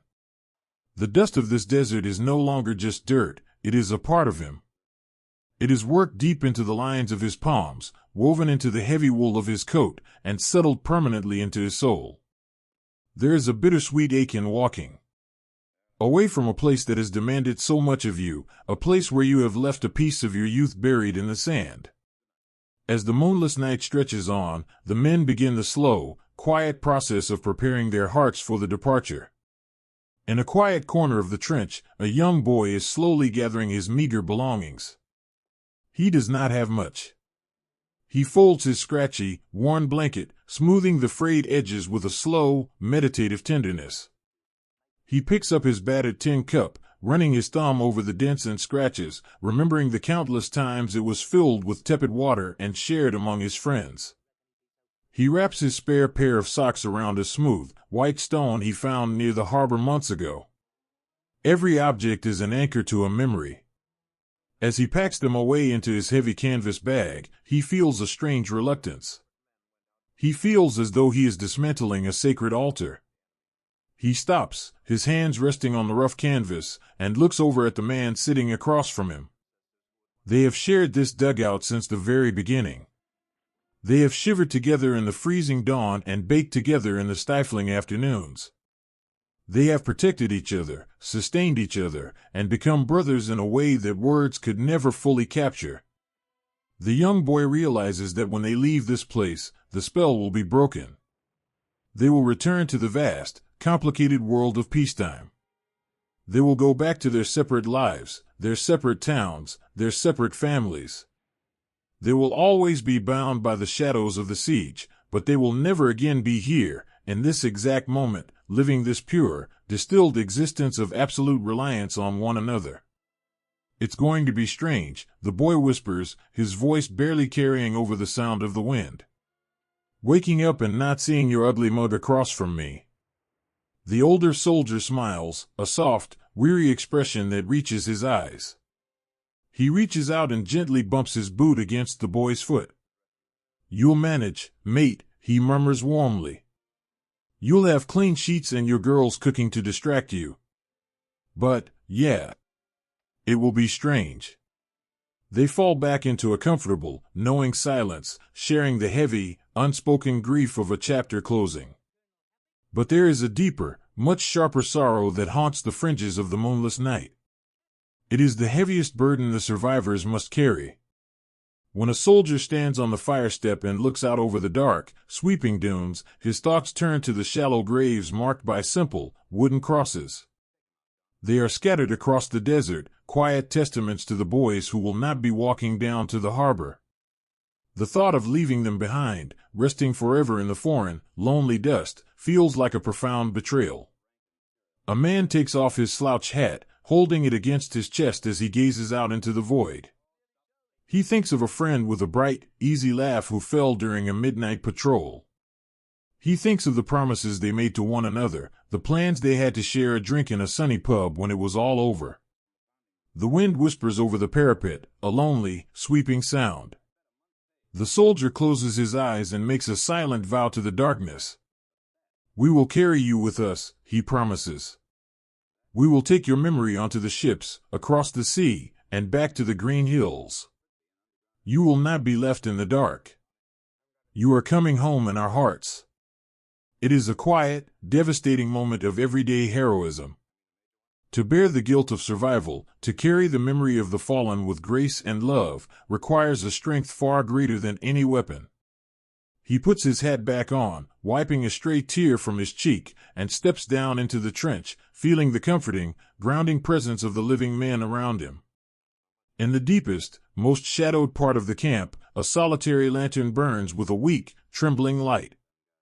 A soldier sits with his notepad resting on his knee. He is writing what he hopes will be his final letter from the fortress. He hesitates, the pencil hovering above the thin, blue paper.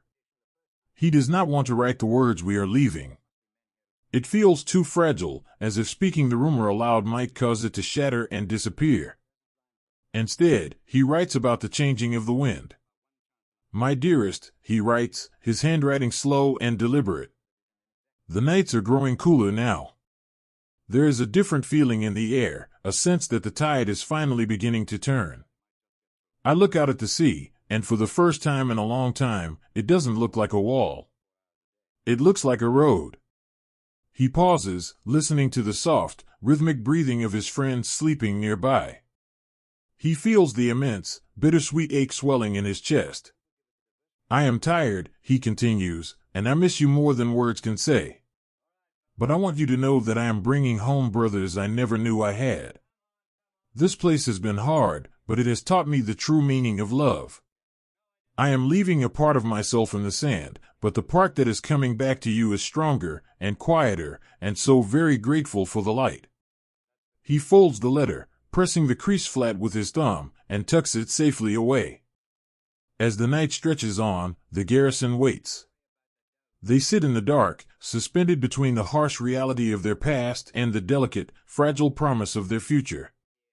The moonless sky is a canvas of infinite possibilities. They share the last of their tea, passing the warm tin cups back and forth in a silent communion. They touch the dirt walls of their dugouts one last time, a gentle, reverent caress. They hold the hands of their friends a little tighter, cherishing the profound, beautiful intimacy of their shared survival. The whispers of relief have washed over them like a tide, bringing joy, sorrow, guilt, and a deep, abiding peace. They are the rats of Tobruk, and they have held the line. As they wait in the comforting embrace of the velvet night, listening for the muffled thrum of the phantom ships on the water, they are ready. They are ready to leave the dust they have bled for, and they are ready, finally, to turn their faces toward the sea, and toward home. There is a heaviness in the final step a man takes before he leaves a piece of his soul behind. The desert night has wrapped itself tightly around the scarred earth, a thick, velvet cloak woven from the absence of the moon. It is an absolute, protective darkness, the kind of deep shadow that makes the world feel incredibly small and intimately close. Down in the winding, subterranean arteries of the fortress, the wait is finally over. The whispered rumor of relief, which had fluttered through the dugouts like a fragile moth for days, has solidified into a quiet, undeniable truth. It is time to go. The order to move does not come with the sharp, echoing blast of a whistle or the sudden shout of a commander. It is passed down the line in the gentlest of ways. A hand reaches out in the pitch black, finding the heavy wool of a shoulder. A firm, reassuring squeeze is given. A voice, lowered to a breathless murmur, simply says, "We're moving, mate. Time to go home." Slowly, the men rise from the cool, packed dirt of the earth. Their movements are stiff and careful, their bodies carrying the profound, bone-deep exhaustion of the long siege. In the dim, dying light of a single, shielded match, a young soldier begins to gather his life. He rolls his scratchy, threadbare blanket, his hand smoothing the frayed edges with a slow, meditative tenderness. He picks up his battered tin cup, the metal warm against his calloused palm, and tucks it safely into his canvas pack. He has carried this cup through the fire of the red dust and the roaring of the dive bombers. It has held the precious, tepid water that kept him alive, shared intimately with boys who became his brothers. Before he turns to leave, he pauses. He runs his fingertips gently along the rough, chalky wall of the dugout. He feels the small grooves he carved into the limestone during the long, sleepless nights. This dark, cramped hole in the ground has been his entire universe. It was a place of terror, yes, but it was also a sanctuary where he learned the true, magnificent depth of human love. Leaving it feels like stepping out of a fragile cocoon. He takes a long, slow breath, pulling the scent of the dry earth deep into his lungs one last time, and turns toward the narrow stairs. As the men climb out of the trenches, they form a long, winding river of shadows. They step out into the vast, sweeping chill of the open desert night. The silence of their exodus is a sacred, heavy thing. Thousands of men are moving, yet the only sound is the soft, rhythmic scuffing of heavy boots against the pale sand and the loose, broken stones. It is a hushed, sweeping sound, blending perfectly with the lonesome sigh of the wind as it brushes over the twisted coils of rusted wire. They walk single file, a slow, deliberate march through the dark. The man behind rests his eyes entirely on the broad, tired shoulders of the man in front of him. They are tethered together by an invisible thread of absolute trust. If the man in front stumbles on a hidden crater, the man behind reaches out instantly, his hand catching a canvas strap, steadying his brother before he can fall. They move as one single, breathing entity, a fellowship woven together by the trials of the dust. As they navigate the treacherous, winding paths that lead away from the perimeter, a profound and complex wave of emotion washes over them. With every step they take toward the harbor, the suffocating weight of the siege begins to lift from their chests. The air begins to change. The dry, metallic scent of cordite and baked clay slowly yields to the sharp, clean, beautiful fragrance of the Mediterranean Sea. The smell of the salt water is a promise. It is the undeniable proof that the edge of the world is near, and that beyond the dark waves lies a path back to the green hills and the rain-swept verandas of their youth.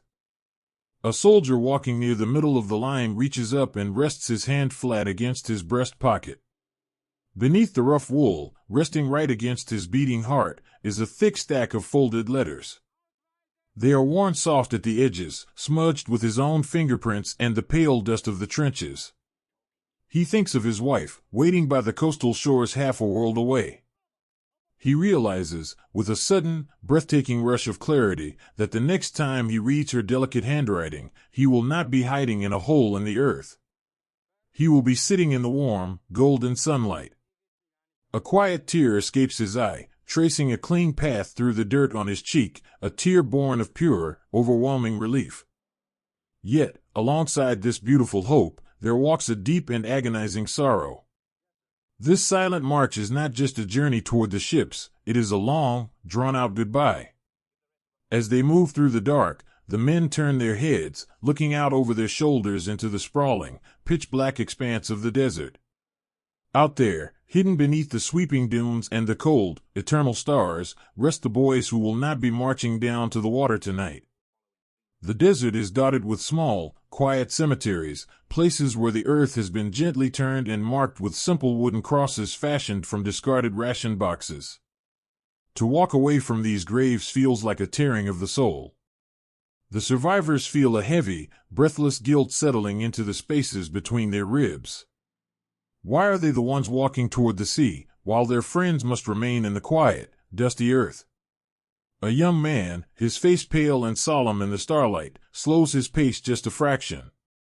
He looks out toward a distant ridge, his eyes straining against the dark. He is thinking of a boy from the country, a friend who used to sit beside him on the fire step and point out the constellations in the southern sky. That boy had a laugh that could chase away the deepest gloom of the dugouts, a bright, easy sound that was silenced far too soon.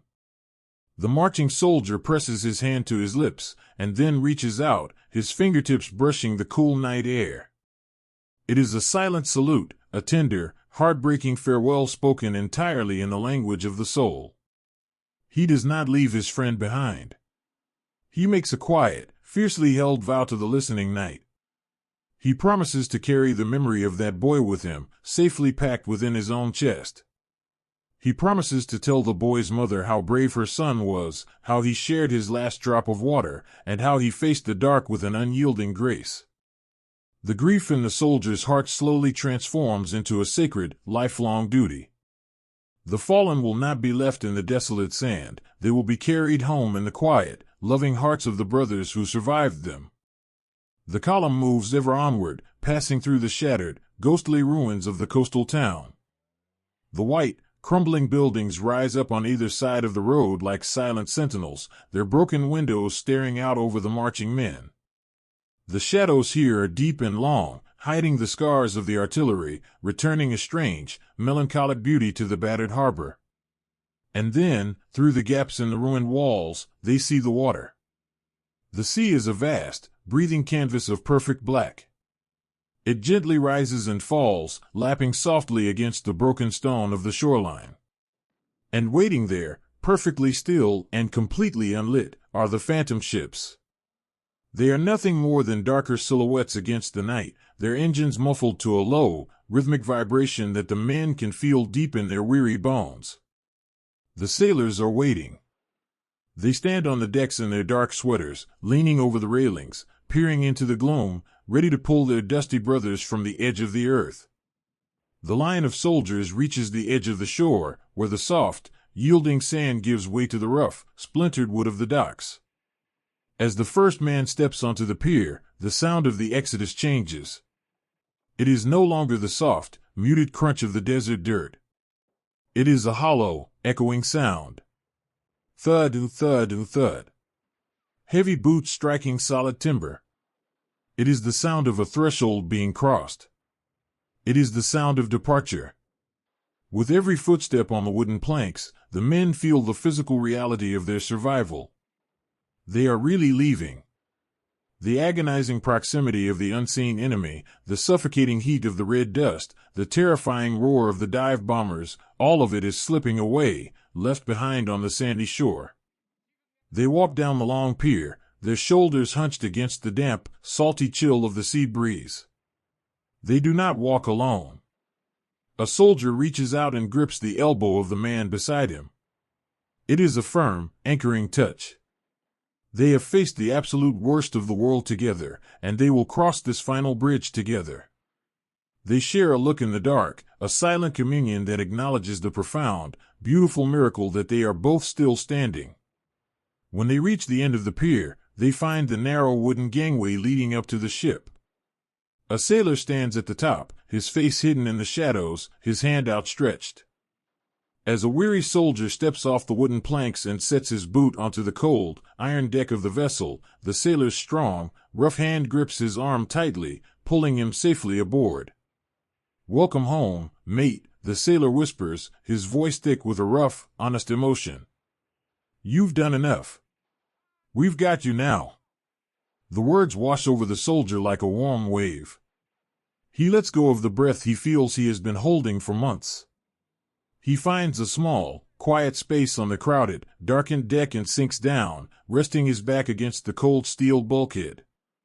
He drops his heavy canvas bag beside him, the physical burden finally lifted from his aching shoulders. He pulls his heavy coat tight around his neck and looks back over the railing. The town, the harbor, and the endless, sweeping desert beyond are all swallowed by the absolute, velvet darkness of the moonless sky. The scars of the earth are hidden. The fortress is quiet. It looks almost peaceful.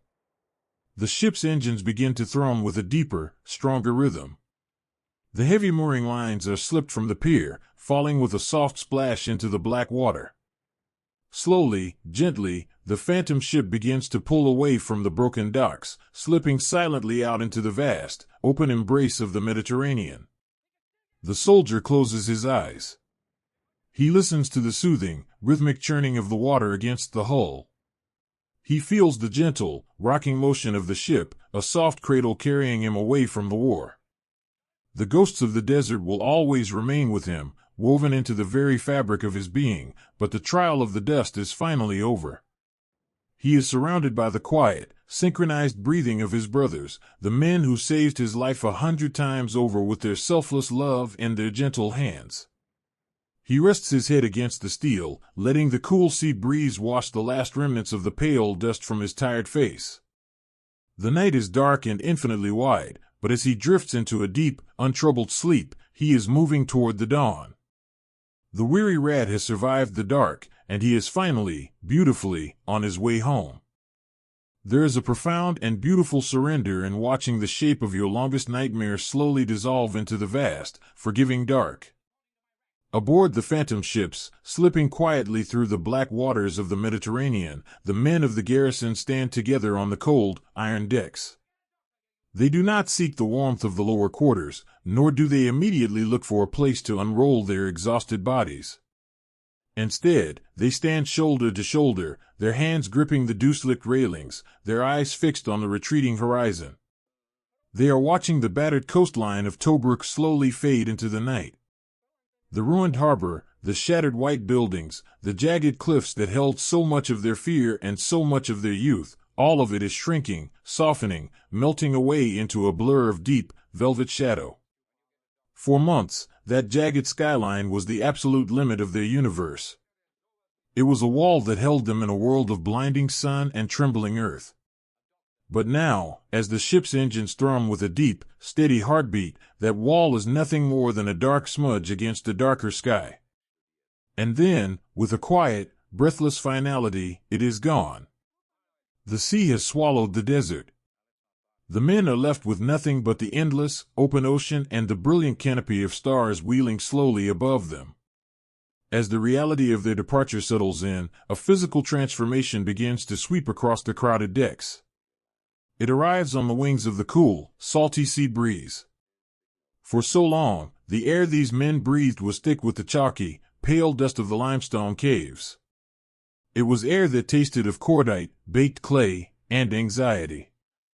But out here, on the open water, the wind is a revelation. It is heavy with moisture, carrying the sharp, clean, beautiful scent of the ocean. The breeze washes over them like a gentle, invisible tide. It brushes against their cheeks, rustles the heavy wool of their greatcoats, and whispers through their hair.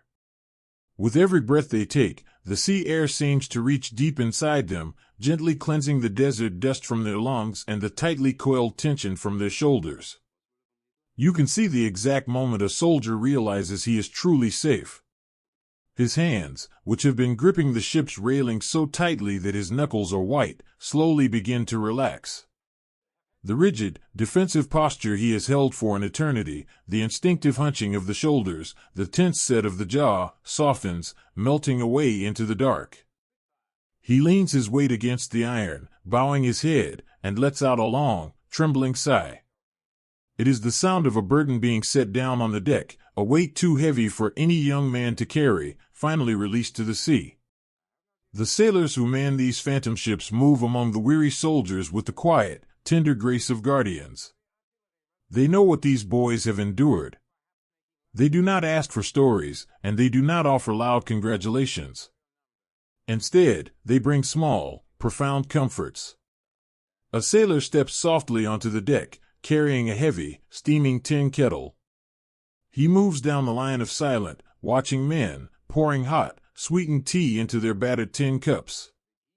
When he reaches a young boy who is shivering in the sea air, the sailor does not just pour the tea, he reaches out and drapes a thick, clean woolen blanket over the boy's shoulders. He gives the boy's arm a warm, firm squeeze, a silent gesture that says, "You are out of the dust now. You can rest." The boy wraps his hands around the hot tin cup, letting the warmth seep into his freezing, calloused fingers. He lifts the tea to his cracked lips and takes a slow sip. The sweetness of it is overwhelming, a taste of a world that is kind and soft. He looks up at the sailor, his eyes shining with unshed tears, and offers a fragile, exhausted smile. These small moments of kindness are the beacons that guide the men back to their humanity. In the trenches, survival required a hardening of the shell. It required burying the softest parts of themselves beneath layers of dust and stoicism. But here, bathed in the starlight and the sea spray, that hard shell begins to gently crack and fall away. They turn away from the railing and look at one another. In the dim, ghostly light of the moonless night, their faces are masks of exhaustion, streaked with dirt and salt. But in their eyes, there is a luminous, quiet joy. Two friends, men who had shared the same stifling dugout and the same terrifying midnight patrols, slide down the steel bulkhead to sit on the deck. They pull their knees to their chests, wrapping the sailors' blankets around them. They do not speak. The silence between them is no longer the agonizing, breathless quiet of no man's land. It is the comfortable, golden silence of a Sunday afternoon back home. One of the men rests his head against his mate's shoulder, closing his eyes, and simply listens to the rhythmic churn of the water against the ship's hull. It is a profound, intimate trust, a beautiful surrender to the peace they have fought so desperately to earn. In his pocket, resting against his beating heart, a soldier touches the letters he has carried through the siege. For months, those fragile pieces of paper were his only escape. He had read them in the dark to flee the roaring sky and the biting thirst. He had used the memories within them to build a sanctuary in the dirt. But tonight, the letters feel different. The words are no longer a desperate tether to a distant, unreachable world. They are a map. He is finally moving toward the hands that wrote them. He closes his eyes and imagines the moment his ship will pull into a bright, safe harbor. He imagines walking down a wooden gangway, the sun warm on his face, and seeing his wife standing in the crowd. The yearning in his chest is no longer a painful ache, it is a warm, glowing ember of pure anticipation. He keeps his hand pressed against the pocket, feeling the rhythmic rise and fall of his own chest, marveling at the simple, beautiful fact that he is alive. Yet, as the ship sails further into the deep, open waters, a quiet solemnity settles over the men. They step back to the railing and look down at the water churning behind the ship. The propellers carve a wide, glowing path of white foam through the Black Sea. It is the wake of the departed. As they watch the swirling water, their thoughts turn back to the silent, pale dust they have left behind. They think of the boys who crossed the ocean with them, the boys who laughed in the training camps and shared their dreams in the holds of the transport ships, but who now rest eternally beneath the North African stars. The survivors' guilt, which had begun to blossom in the trenches, washes over them now in a gentle, melancholic wave. It is a strange sorrow, mingling with their relief, creating a quiet ache in the center of their chests. Why are they the ones standing on this deck, feeling the cool sea breeze, while their brothers are lost to the sand? A tall soldier, his face lined with an age far beyond his years, takes off his slouch hat and holds it by his side. He leans his forearms on the cold iron rail, watching the white wake stretch endlessly back toward the unseen coast. He does not try to fight the tears that rise in his eyes. He lets them fall, silent and slow, joining the vast, salty expanse of the sea. He is mourning. But in the quiet, supportive darkness of the ship, this mourning transforms into something deeply beautiful. It becomes a vigil. The men standing along the railing share a silent, collective promise. They look out at the dark water and vow that the sacrifices left in the sand will not be forgotten. They will carry the spirits of their fallen brothers back across the oceans. They will let the memory of those bright, brave boys live on in the way they themselves choose to live, with kindness, with courage, and with a profound, unyielding gratitude for every sunrise they are granted to see. The wake of the ship becomes a bridge between the living and the lost, a white ribbon of honor trailing in the dark. They hold their vigil until the sorrow in their hearts begins to soften, turning from a sharp pain into a quiet, sacred reverence. The night deepens, wrapping the ship in a cocoon of absolute safety. The sea is calm, a gentle, rocking cradle that soothes their weary bones. The rhythmic, thrumming hum of the engines is a lullaby, a steady, mechanical heartbeat that promises distance and deliverance. One by one, the soldiers move away from the railing. They find small, sheltered spaces on the crowded deck, curling up together for warmth. They lie on the hard steel, using their canvas packs as pillows, but after the jagged limestone of the dugouts, it feels like the softest bed on earth. There are no sentries to post tonight. There is no horizon to watch with anxious, straining eyes. The only thing above them is the vast, protective canopy of the stars, and the only thing below them is the deep, carrying sea. A young boy pulls his blanket up to his chin. He takes one last, long breath of the cool, salty air, letting it fill his lungs and wash away the last lingering ghosts of the desert. He listens to the soft murmur of his friends settling down to sleep around him. He feels the gentle, swaying motion of the ship, rocking him slowly, beautifully, toward tomorrow. The siege is over. The dust has been washed away. As his eyes flutter closed and he drifts into a deep, dreamless sleep, there is no fear left in his heart. There is only peace. A profound, hard-won peace that settles over the phantom ship, holding the weary, beautiful boys of the desert safe in the quiet, loving arms of the sea. There is a gentle, lingering ache in the heart when a long and terrible storm finally gives way to the morning sun. When the phantom ships finally slip into safe harbors, far from the shattered coastline and the booming horizon, the weary men step down onto solid ground. But the earth beneath their boots feels strange now. It does not tremble. It does not threaten to fall in upon them. The ground is simply the ground, steady, quiet, and holding the soft, forgotten scent of damp soil and green, living things. They are safe. It is a word that feels almost too large to comprehend, a delicate glass ornament they are afraid to hold too tightly, lest it break. For so many long, endless months, their entire existence was measured by the depth of a trench and the thickness of a sandbag. Their world was painted in the harsh, blinding whites and burnt ochres of the desert, scored by the relentless wail of the dive bombers. Now, stepping into the gentle embrace of safety, they find themselves blinking against a different kind of light. It is the soft, forgiving light of a world at peace. The transition is not an immediate, joyous celebration. The human mind is a slow, careful traveler, and it takes time for the spirit to realize that it no longer needs to hide in the dark. Watch a young soldier as he is led to a clean, quiet room. He is offered a bed with crisp, white cotton sheets. He runs his rough, calloused hand over the pristine fabric, his fingers catching slightly on the smooth threads. The bed looks impossibly soft, a luxury so profound it brings a sudden, stinging tear to his eye. But when the lights are turned out, he does not climb beneath the covers.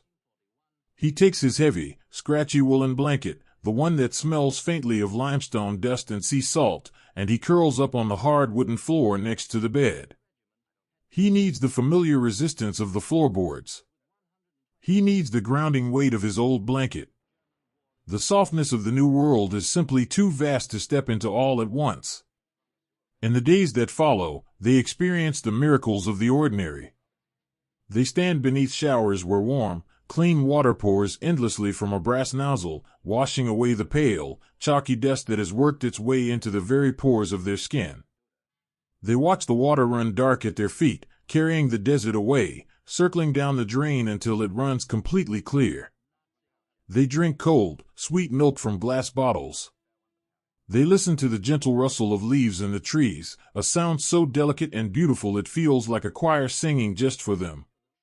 Yet, even as the physical dust is washed away, the men find that they are forever changed. The siege has left its marks upon them, deep and invisible. There is an ancient, beautiful tradition of taking a broken bowl and mending the shattered pieces back together using lacquer mixed with powdered gold. The philosophy is simple and profound. The break is not something to be hidden or disguised. The damage is a part of the object's history, and by filling the cracks with gold, the bowl becomes even more beautiful, more resilient, and more precious than it was before it was broken. The survivors of the desert are like those beautiful, mended bowls. They carry the scars of the siege, but they do not carry them as a heavy, shameful burden. They carry them as scars woven in gold.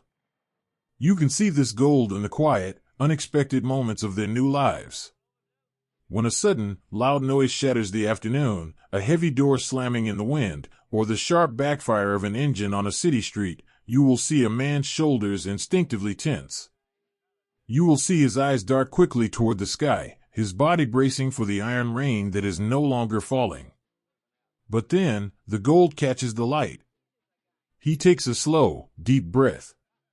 He looks at his own hands, resting safely on a kitchen table or holding the steering wheel of a car. He reminds himself that the sky is clear. He does not bury the fear, he acknowledges it, honors the instinct that kept him alive, and then gently lets it go, exhaling the tension back into the quiet room. His resilience is not the absence of fear, but the quiet, beautiful mastery of it. You see the gold in the way they sit down to a meal. A man who has known the agonizing, hollow ache of true starvation does not eat his food carelessly. He breaks his bread with a slow, deliberate reverence. He never leaves a single, solitary crumb on his plate. And if you sit beside him, you will notice a beautiful, unbreakable habit born in the depths of the dugouts. Before he takes his first bite, he will always, instinctively, push the best piece of food toward you. He will offer you the warmest slice of meat, the sweetest piece of fruit. He does it without thinking, a quiet, selfless reflex forged in a place where sharing a meager biscuit was the ultimate expression of love. The deprivation of the desert did not make these men bitter, it made them profoundly, impossibly generous. They are bound forever by the silent nights they spent together. The love they discovered in the dark is a living, breathing thing that follows them into the light. Imagine a quiet evening, years after the dust has settled. A man sits in a comfortable armchair by a warm, crackling fireplace. The room is filled with the comforting sense of wood smoke and old paper. In his hands, he holds a small, wooden box. Inside the box is a stack of letters.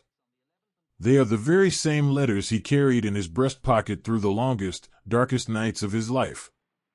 The edges are frayed, the paper is stained with the sweat of the summer and the pale dust of the trenches. He carefully unfolds one of the pages. He traces the smudged ink with his thumb, remembering the exact feeling of reading those words by the frail, amber glow of a kerosene lamp while the earth trembled above him. He looks up from the letter. Sitting across the room, knitting a sweater in the soft lamplight, is his wife. The author of those life-saving words. A profound, overwhelming sense of gratitude washes over him. He realizes that the fragile tether of paper and ink actually held. It pulled him across the oceans, through the fire and the fear, and brought him safely back to this very room. He does not need to speak. He simply watches her, his heart swelling with a quiet, sacred reverence for the love that served as his shield. He folds the letter and places it back in the box, a golden memory safely stored away. This deep love is also found in the fellowship of the survivors. When the men who held the line eventually find their way back to one another, their reunions are not filled with loud, boastful storytelling. When two of these brothers meet, perhaps on a quiet park bench beneath the shade of an old oak tree, they do not speak of the horrors. They do not recount the roar of the bombers or the terrible, parching thirst. The world outside will never truly understand the language of the salient, and so they do not try to translate it. Instead, they speak the language of presence. They sit shoulder to shoulder, just as they did in the earth. They watch the world pass by. They share a thermos of warm tea, passing the cup back and forth with that same, familiar grace. The silence between them is not empty, it is a rich, golden thread that weaves their spirits together. In that silence, they are saying everything that needs to be said. I remember. I know what you carry. I am still here, and so are you. They are the keepers of each other's history. They look at the lines on their friend's face and they see the map of their own survival. They are a brotherhood forged in the ultimate crucible, and their loyalty to one another is a quiet, unyielding fortress that no passage of time can ever erode.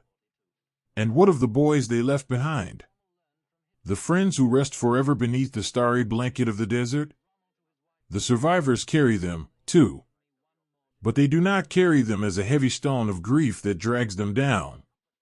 They have taken the memory of the fallen and woven it into the very gold that mends their own hearts. A survivor walks through a sunlit garden, listening to the joyful, carefree laughter of his children playing on the grass. He stops, feeling the warmth of the sun on his face, and he thinks of the boy from the country who never got to see his own home again. The survivor does not let the sorrow ruin the beautiful moment. Instead, he breathes in the sweet air and lives the moment for both of them. He promises the silent ghost of his friend that he will not waste a single, precious day. He will love his family deeper, he will watch the sunsets longer, and he will hold the peace of the world with a gentler hand, all in honor of the boy who gave up his tomorrow. The memory of the fallen becomes a guiding light, a sacred testament to endurance that urges the living to embrace every ounce of beauty the world has to offer. The rats of Tobruk were asked to dig into the earth and hold the line against an impossible storm. They went down into the dark as boys, frightened and far from home. But they emerged as something entirely different. They emerged as men who had touched the very edge of human fragility and found an inexhaustible well of strength hidden beneath it. They learned that when the world strips away everything soft and comforting, what remains is the pure, unbreakable core of the human spirit. They learned that a whispered word of encouragement is louder than a falling bomb, and that the gentle touch of a friend's hand in the dark is the most powerful force on earth. As you lie here now, listening to the quiet of your own room, let the soothing peace of their survival wash over you. The storm is over. The desert wind has finally settled. The long, terrifying nights of waiting and watching have faded into the past, becoming nothing more than a story woven in gold. Think of the quiet resilience of those young men. Think of the way they learned to rest in the most uncomfortable places, finding stillness simply by closing their eyes and trusting the friend beside them. You, too, are safe. You are surrounded by the quiet, protective walls of your own sanctuary. Let the tension melt from your shoulders, just as the sea breeze washed the dust from the tired soldiers. Let your breathing slow, falling into a deep, peaceful rhythm. The scars we carry are not broken pieces, they are the golden lines that tell the story of our endurance. They are the proof that we have weathered the dark and returned to the light. As you drift toward the soft, welcoming edges of sleep, carry that quiet strength with you. Rest in the beautiful, silent promise of peace, and let the gentle night cradle you in its golden embrace. There is a profound, healing patience in the earth, a quiet promise that even the deepest scars will eventually be smoothed away by the wind. Decades have slipped away since the heavy, trembling days of the siege, drifting past like the slow, silent clouds across the vast North African sky. The young men who once huddled in the deep, chalky dugouts have long since left this shore. They carried the dust of this place back to their homes across the oceans, leaving the desert behind them. And in their absence, the earth has quietly, gently gone to work. Time is the great softener of all things. Out here, on the edge of the Mediterranean, time moves not by the ticking of a clock, but by the endless, sweeping breath of the Sahara wind. It is a warm, persistent wind that rustles through the dry, scrubby bushes and dances across the open dunes. With every gentle gust, it picks up a few grains of pale, golden sand and carries them across the landscape, laying them down like a soft, heavy blanket over the past. The jagged, harsh lines of the old perimeter have vanished. The trenches, once carved so deeply into the limestone with blistered hands and desperate hope, have been slowly filled. The earth has reclaimed them, pouring the soft desert dust back into the veins of the ground until the surface is smooth and unbroken once more. The underground caves, those subterranean sanctuaries where songs were softly sung to the strumming of a tin guitar, and where gentle hands mended the broken in the amber glow of a kerosene lamp, are entirely silent now. The entranceways have been sealed by the shifting dunes. Inside, the cool, dark air holds no echoes of the roaring sky or the whispered fears of the night. They hold only the absolute, undisturbed peace of the deep earth. Even the rusted coils of barbed wire, which once stood as a jagged barrier between the young men and the unknown, have surrendered. The salty sea breeze and the relentless sun have turned the iron into fragile, orange dust, returning the metal to the very soil from which it was born. Nature does not remember the anger of the world, it only knows how to grow, how to adapt, and how to heal. When the rare, brief rains fall upon the coast of Tobruk, a quiet miracle unfolds. From the very earth that once endured the heavy, iron rain of the siege, tiny, fragile desert flowers push their way up toward the light. They are pale yellow and delicate white, blooming in the spaces where the dugouts used to be. They are a beautiful, silent testament to the resilience of life, proving that even the most battered ground can still yield something incredibly tender and bright. The desert has forgiven the war. It has absorbed the noise, the fear, and the sorrow, transforming them all into a vast, breathtaking tranquility. And what of the boys who did not walk down to the phantom ships on that moonless night? What of the quiet heroes who stayed behind in the pale dust? If you were to walk along the quiet, sun-drenched coast today, you would find their resting places. They lie in beautiful, walled gardens of stone, kept perfectly smooth and incredibly peaceful. The rows of white headstones stand like a silent, steadfast garrison, bathed in the golden light of the Mediterranean sun. But these are not places of sorrow. The heavy, breathless grief of the departure has been entirely washed away by the tides of time. To stand here now is to stand in a place of supreme, overwhelming rest. The boys who sleep beneath this earth are no longer frightened sentries shivering in the freezing dawn. They are no longer parched and weary from the relentless, red dust. The desert, which was once their harshest adversary, has become their most gentle guardian. It has wrapped them in a warm, ochre blanket, holding them safely in a motherly embrace that will never be broken. The wind that blows through the cemetery does not carry the terrifying wail of the dive bombers. It carries the sweet, salty scent of the sea. It whispers through the leaves of the oleander bushes, a soft, hushing sound that sweeps over the white stones. Hush now, the wind seems to say. The watch is over. The dawn is clear. You can sleep. They rest side by side, exactly as they lived in the trenches. The boy from the bustling city streets sleeps next to the boy from the quiet country farm. The officer rests beside the private. In the profound democracy of the earth, all the lines are erased, leaving only the beautiful, unbreakable brotherhood they forged in the dark. They are a tapestry of youth, forever preserved in the quiet, dusty soil, tethered eternally to the friends who lie beside them. Their spirits do not wander the dunes in fear. They rest calmly, bathed in the eternal, sweeping lullaby of the sea lapping against the shore. They are at peace, having given everything they had so that the world might one day be as quiet and as beautiful as the garden where they sleep. The legacy of the rats of Tobruk is not found in the crumbling concrete of the Italian bunkers or the rusted metal hidden beneath the sand. It is found in the quiet, enduring power of the love they discovered here. Half a world away, in quiet, sunlit houses nestled among the green hills and the busy, peaceful streets, that love still survives. It lives in the small, wooden boxes tucked away in the backs of closets or resting carefully on the top shelves of bookcases. Inside these boxes are the letters. The paper is incredibly fragile now, yellowed with age, the creases worn so thin they are almost translucent. The ink has faded from a bold, dark blue to a soft, ghostly violet. But when a grandchild carefully unfolds one of these pages and reads the looping handwriting, the magic of the desert returns. The words still hold the quiet resilience of the dugouts.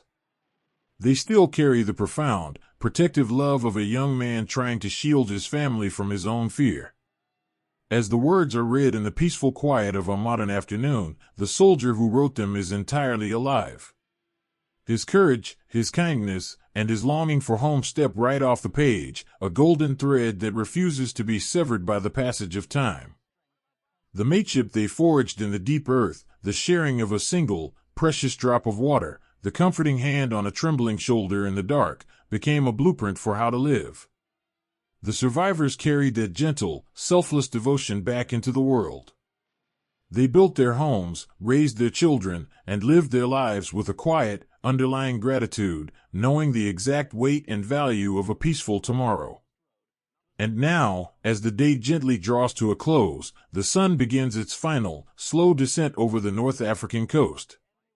The harsh, blinding light of the afternoon softens, melting into a spectacular, breathtaking watercolor. The sky above the old perimeter bursts into vibrant, bruised shades of magenta, deep, fiery orange, and a soft, melancholic lavender.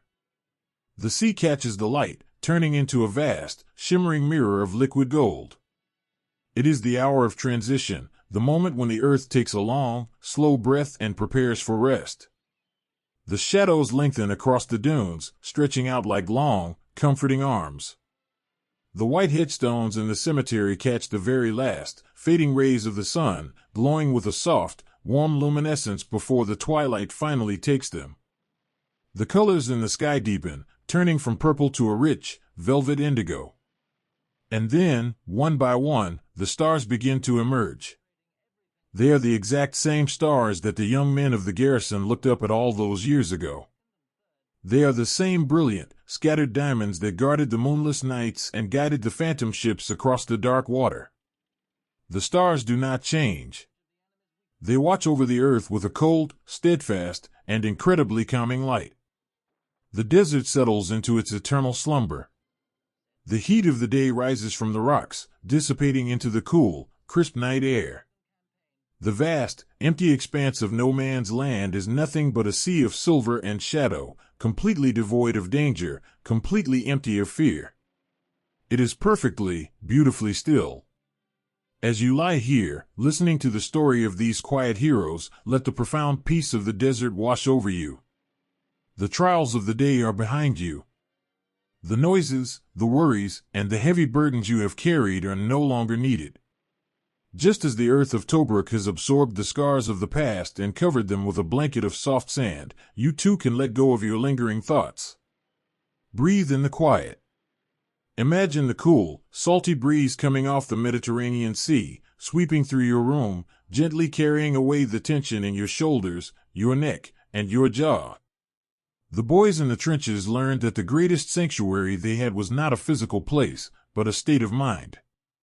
It was the ability to close their eyes, to feel the comforting presence of a friend, and to find a pocket of absolute stillness within their own hearts, even when the world was roaring around them.